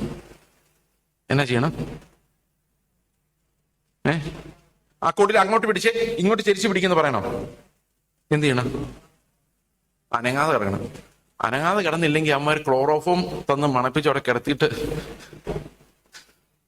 അപ്പോൾ ശരിക്കും ദൈവത്തിന്റെ കയ്യിൽ നമ്മൾ കാറ്റ് പോലെ ആകണമെങ്കിൽ നമ്മുടെ ട്രെയിനിങ് എന്ന് പറയുന്നത് we submit as parents and instructors, we are submitted and consecrated to the Lord എന്നുള്ള ആ ഒരു കമ്മ്യൂണിക്കേഷൻ ആണ് ഈ കുഞ്ഞുങ്ങൾക്ക് വേണ്ടത്. അവർ പറയണം, എന്റെ ടീച്ചർ ഉണ്ടല്ലോ, എന്റെ ഫാദർ, അപ്പന് ദൈവത്തെ ഭയങ്കര പേടിയാണ്, അവൻ ദൈവം പറയുന്നതല്ല അതിന്റെ അപ്പനൊന്നും ചെയ്യത്തില്ല, ആ അപ്പൻ അതിന്റെ ഗമയൊന്നുമില്ല കേട്ടോ, ഇപ്പോഴും പാപിയായിട്ട് തന്നെയാണ് അപ്പൻ വിചാരിക്കുന്നത്, എങ്കിലല്ലേ നമുക്ക് ഇനി വളരാനുള്ളൂ അല്ലേ? അപ്പൊ ഞാൻ നീതിമാനായി പോയി കഴിഞ്ഞാൽ എനിക്ക് വളരാനില്ലല്ലോ. അപ്പോൾ നമ്മൾ കോപിക്കുമ്പം, നമ്മൾ അവരോട് കോപിക്കുമ്പോൾ അവർക്ക് പത്യോപദേശം അല്ല കിട്ടുന്നത്. അവർ മനസ്സിൽ പറയാണ്, ബീങ് ആംഗ്രി ഈസ് ഓക്കേ. നമുക്ക് ദേഷ്യം വരുമ്പോൾ രണ്ട് വർത്താനം പറയുന്നത് ഈസ് ഓക്കേ. അപ്പന്റെ അമ്മയുടെ മുമ്പ് പറയരുത്, കാരണം അവർ വഴക്ക് പറയും. കാരണം അപ്പനും അമ്മയും ദേഷ്യം വരുമ്പോൾ അങ്ങോട്ടും ഇങ്ങോട്ടും നല്ല ഡയലോഗ് അടിക്കാറുണ്ട്. അപ്പോൾ ദേഷ്യം വരുമ്പോൾ ഇങ്ങനെ ഡയലോഗ് പറഞ്ഞാലും പിന്നെ പ്രാർത്ഥിച്ചാൽ കുഴപ്പമൊന്നുമില്ല. പിന്നെ ഒന്ന് കരഞ്ഞാൽ മതി, അപ്പോഴേക്കും കർത്താവ് പാപമെല്ലാം വിട്ടിട്ട് പിന്നെ ദേഷ്യപ്പെട്ടോളാൻ പറഞ്ഞ് വിടും. കുഞ്ഞുങ്ങളോട് കമ്മ്യൂണിക്കേറ്റ് ചെയ്യുന്ന തിയോളജി അതാ. മനസ്സിലാവുന്നുണ്ടോ ഞാൻ പറയുന്നത്? അപ്പൊ ആദ്യം നമ്മൾ ചെയ്യേണ്ടത് ഈ ദൈവകൃപയ്ക്ക് വേണ്ടി നിലവിളിക്കുക. നമുക്ക് ദൈവകൃപ ഇല്ലാതെ, കൃപയുടെ ട്രാൻസാക്ഷൻ ഇല്ലാതെ, കർത്താവ് നമ്മളിൽ വസിക്കാതെ ഈ പരിപാടി ഒന്നും ദൈവികമായിട്ട് നടത്താൻ നമ്മളെ കൊണ്ട് കഴിവില്ല. അതാണ് ഒന്നാമത്തെ കാര്യം നമ്മൾ കൺഫസ് ചെയ്യുന്നത്. What is our confession? We are unable to do anything without the Lord. കർത്താവിനെ കൂടാതെ നമുക്കൊരു നല്ല പേരന്റ് ആകാൻ, നല്ല ടീച്ചറാകാൻ, നല്ല ഭർത്താവാകാൻ, നല്ല ഭാര്യ ആകാൻ ഒന്നും പറ്റത്തില്ല. അതുകൊണ്ടാണ് എഫേസ്യ ലേഖനത്തിന്റെ അവസാനത്തിൽ ഇത് കൊടുത്തിരിക്കുന്നത്. എഫേസ്യ ലേഖനത്തിന്റെ ലിങ്ക് പാസേജ് എന്ന് പറയുന്നത് എഫേസ്യ ലേഖനം 3:16. എങ്ങനെയാണ് കുടുംബജീവിതം, എങ്ങനെയാണ് സഭാജീവിതം, എങ്ങനെയാണ് പേരന്റിങ്, എങ്ങനെയാണ് ഓഫീസിലെ ലൈഫ്, ഇതെല്ലാം കാണിക്കുന്ന ആ 3:16, 17, 18, 19, 20 വാക്യങ്ങളാണ്. വായിക്കാം. അവൻ തന്റെ മഹത്വത്തിന്റെ ധനത്തിനൊത്തവണ്ണം അവന്റെ ആത്മാവിനാൽ നിങ്ങൾ അകത്തെ മനുഷ്യനെ സംബന്ധിച്ച് ശക്തിയോട് ബലപ്പെടേണ്ടതിനും ക്രിസ്തു വിശ്വാസത്താൽ നിങ്ങളുടെ ഹൃദയങ്ങളിൽ വസിക്കേണ്ടതിനും വരം നൽകണമെന്നും നിങ്ങൾ സ്നേഹത്തിൽ വേരൂന്നി അടിസ്ഥാനമുള്ളവരായി വീതിയും നീളവും ഉയരവും ആഴവും എന്തെന്ന് സകല വിശുദ്ധന്മാരോടും കൂടെ ഗ്രഹിപ്പാൻ. അപ്പൊ നമ്മൾ നമ്മുടെ കുഞ്ഞുങ്ങളിലൂടെ വളരുക. എന്താണ് കർത്താവിന്റെ സ്നേഹം എന്നുള്ള പ്രാക്ടീസിൽ വളരുക, ഗ്രഹിപ്പാനും പരിജ്ഞാനത്തെ കവിയുന്ന ക്രിസ്തുവിൻ സ്നേഹത്തെ അറിയുവാനും. അപ്പം തോറ്റു വന്നിരിക്കുന്ന മകന്റെ അടുത്ത് ഞാനൊരു എക്സാമ്പിളിന്റെ പറയാം. ഇത് സ്വയനീതിയായിട്ട് വിചാരിക്കരുത്. എനിക്ക് അന്നേരം വിഷമം കൊണ്ട് അങ്ങനെ തോന്നിപ്പോയത്. ഒരു ദിവസം എൻ്റെ മകൻ വളരെ മോശം മാർക്കോട്ട് എൻ്റെ മുമ്പിൽ വന്നു. ഇപ്പം ഞാനിതെല്ലാം വായിച്ചു കഴിഞ്ഞിട്ട് എനിക്ക് ഭയങ്കര വിഷമം തോന്നി. ഞാൻ പിന്നൊന്നും മിണ്ടിയില്ല. ഞാനത് മടക്കി ഒപ്പിട്ട്, ചുമ്മാ ഒന്നും പറയാതെ ഒപ്പിട്ടങ്ങ് കൊടുത്തു. അപ്പം ഇവൻ എന്നോട് ചോദിച്ചു, പപ്പയ്ക്ക് നല്ല വിഷമം ഉണ്ടല്ലേ എന്ന് ചോദിച്ചു. ഞാൻ പറഞ്ഞു, ഞാൻ വിഷമിച്ചിട്ട് എന്നാടാ കാര്യം, നീ വിഷമിച്ചിട്ടല്ലേ കാര്യമുള്ളൂ എന്ന് ചോദിച്ചു.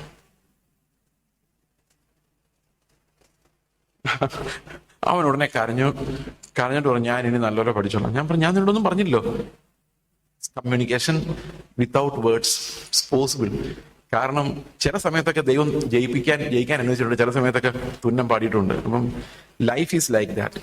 പക്ഷെ ഇതിനകത്തെല്ലാം നമ്മൾ വെക്കുന്ന ഒരു ലക്ഷ്യം എന്ന് പറയുന്നത്, ക്രിസ്തു എന്നിലും എൻ്റെ കുഞ്ഞുങ്ങളിലും എൻ്റെ സഭയിലും ഞാൻ പഠിപ്പിക്കുന്ന പിള്ളേരിലും എല്ലാം മഹത്വപ്പെടണമെങ്കിൽ ഞാൻ അവനിൽ നിന്ന് തന്നെ കൃപ പ്രാപിക്കാതെ ഈ പരിപാടി സാധിക്കില്ല. അപ്പൊ ദൈവത്തിന്റെ അടുത്തേക്ക് നമുക്ക് നോക്കാം, നമുക്ക് പ്രാർത്ഥിക്കാം. ആ സ്നേഹത്തിൽ നമ്മൾ നിറയാൻ വേണ്ടി, ദൈവത്തിന്റെ സ്നേഹത്തിൽ നമ്മൾ നിറയാൻ വേണ്ടി, ക്രിസ്തുവിന്റെ പത്യോപദേശം പഠിപ്പിക്കാനുള്ള മെച്യൂരിറ്റി നമുക്ക് എല്ലാവർക്കും ലഭിക്കാൻ വേണ്ടി നമുക്ക് പ്രാർത്ഥിക്കാം. ഞങ്ങളുടെ സ്വർഗ്ഗസ്ഥ പിതാവേ, അങ്ങ് ഞങ്ങൾക്ക് തരുന്ന ഉപദേശത്തിനായിട്ട് സ്തോത്രം. അങ്ങയുടെ ജീവനെ ഞങ്ങൾക്ക് കമ്മ്യൂണിക്കേറ്റ് ചെയ്തു തന്നു കർത്താവെ. പിതാവിന്റെ സ്നേഹം പുത്രന് ലഭിച്ചതെല്ലാം ഞങ്ങൾക്ക് തന്നു. അത് വിതരണം ചെയ്യാൻ വേണ്ടിയാണ് ഞങ്ങൾക്ക് കുടുംബം, ആ വിതരണം ചെയ്യാൻ വേണ്ടി ഞങ്ങൾക്ക് മക്കള്. കർത്താവെ, ആ സ്നേഹം ഞങ്ങൾക്ക് പകർന്നു കൊടുക്കാൻ റിയാക്ട് ചെയ്യാത്ത, കർത്താവെ ബഹളം വെക്കാത്ത, പരിപാലിക്കുന്ന, മെന്റർ ചെയ്യുന്ന, വാണിംഗ് കൊടുക്കുന്ന, ദൈവഭയം കമ്മ്യൂണിക്കേറ്റ് ചെയ്യുന്ന, പരിജ്ഞാനത്തിൽ വളർത്തുന്ന സ്നേഹം കർത്താവ് ഞങ്ങൾക്ക് തരണമേ. ഓരോ ദിവസവും വേണ്ട വിസ്ഡം കർത്താവോട് ഞങ്ങളെ പഠിപ്പിച്ച് ക്രിസ്തു എന്ന പരമാർത്ഥത്തിലേക്ക്, അവന്റെ ധനത്തിലേക്ക് ഞങ്ങളുടെ കുഞ്ഞുങ്ങളെ നടത്തണമേ. നന്ദിയോടെ സ്തോത്രം. കർത്താവായ യേശു ക്രിസ്തുവിന്റെ നാമത്തിൽ തന്നെ ആമേൻ.